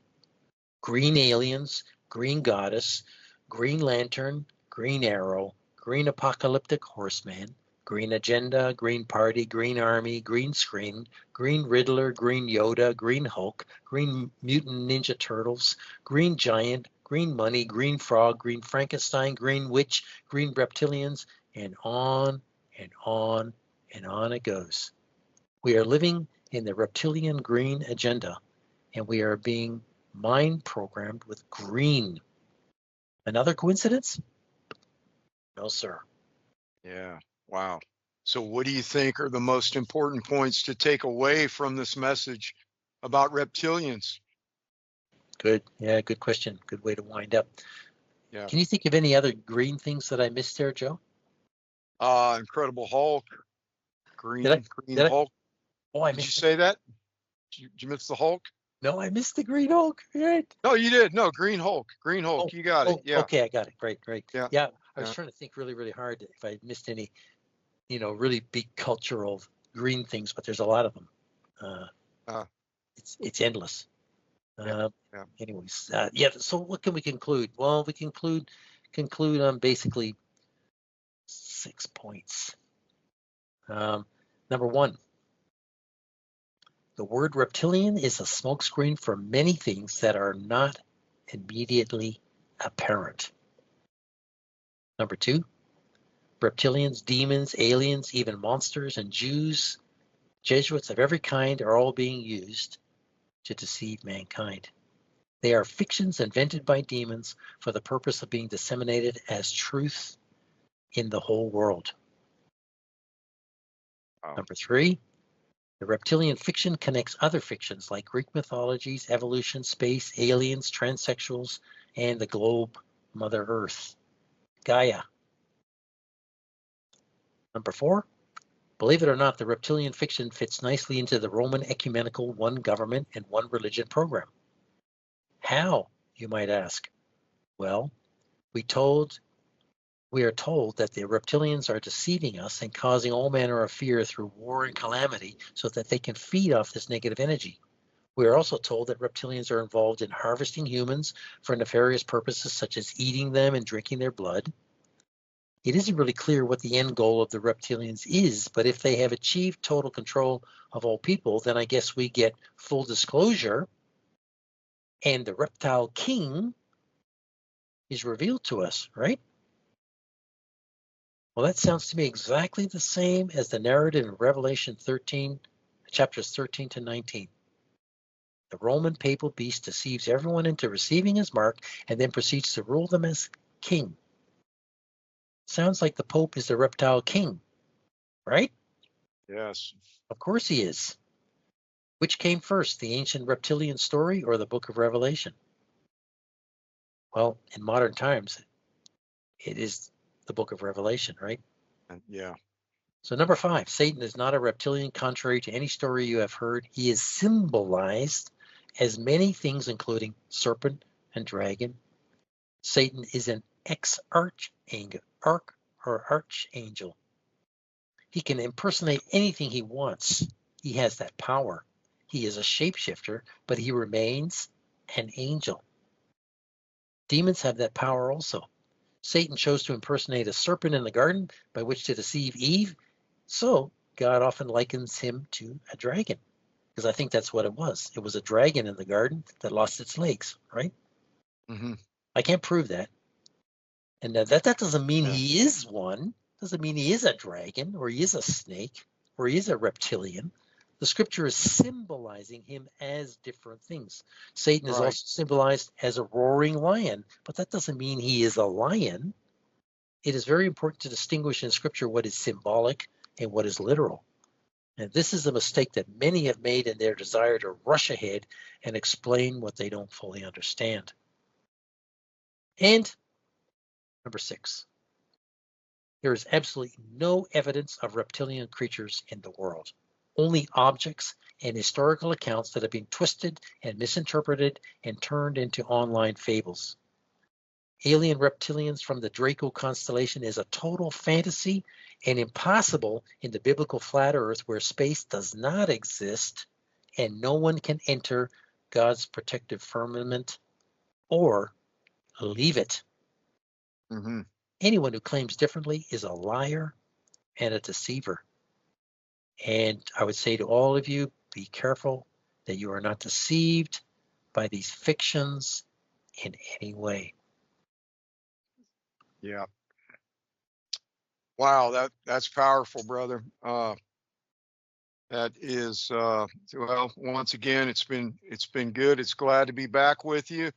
Glad we got situated and able to do the videos again. So look Yes, forward to another one. And as you said, the inability to see will keep you in darkness. So yes, praise God for pulling us out of darkness and putting us into His marvelous light. yes, But now we have to do our part and walk circumspectly and not as fools. And stay on that narrow path. So till next time, fear God, love Jesus, and hate evil.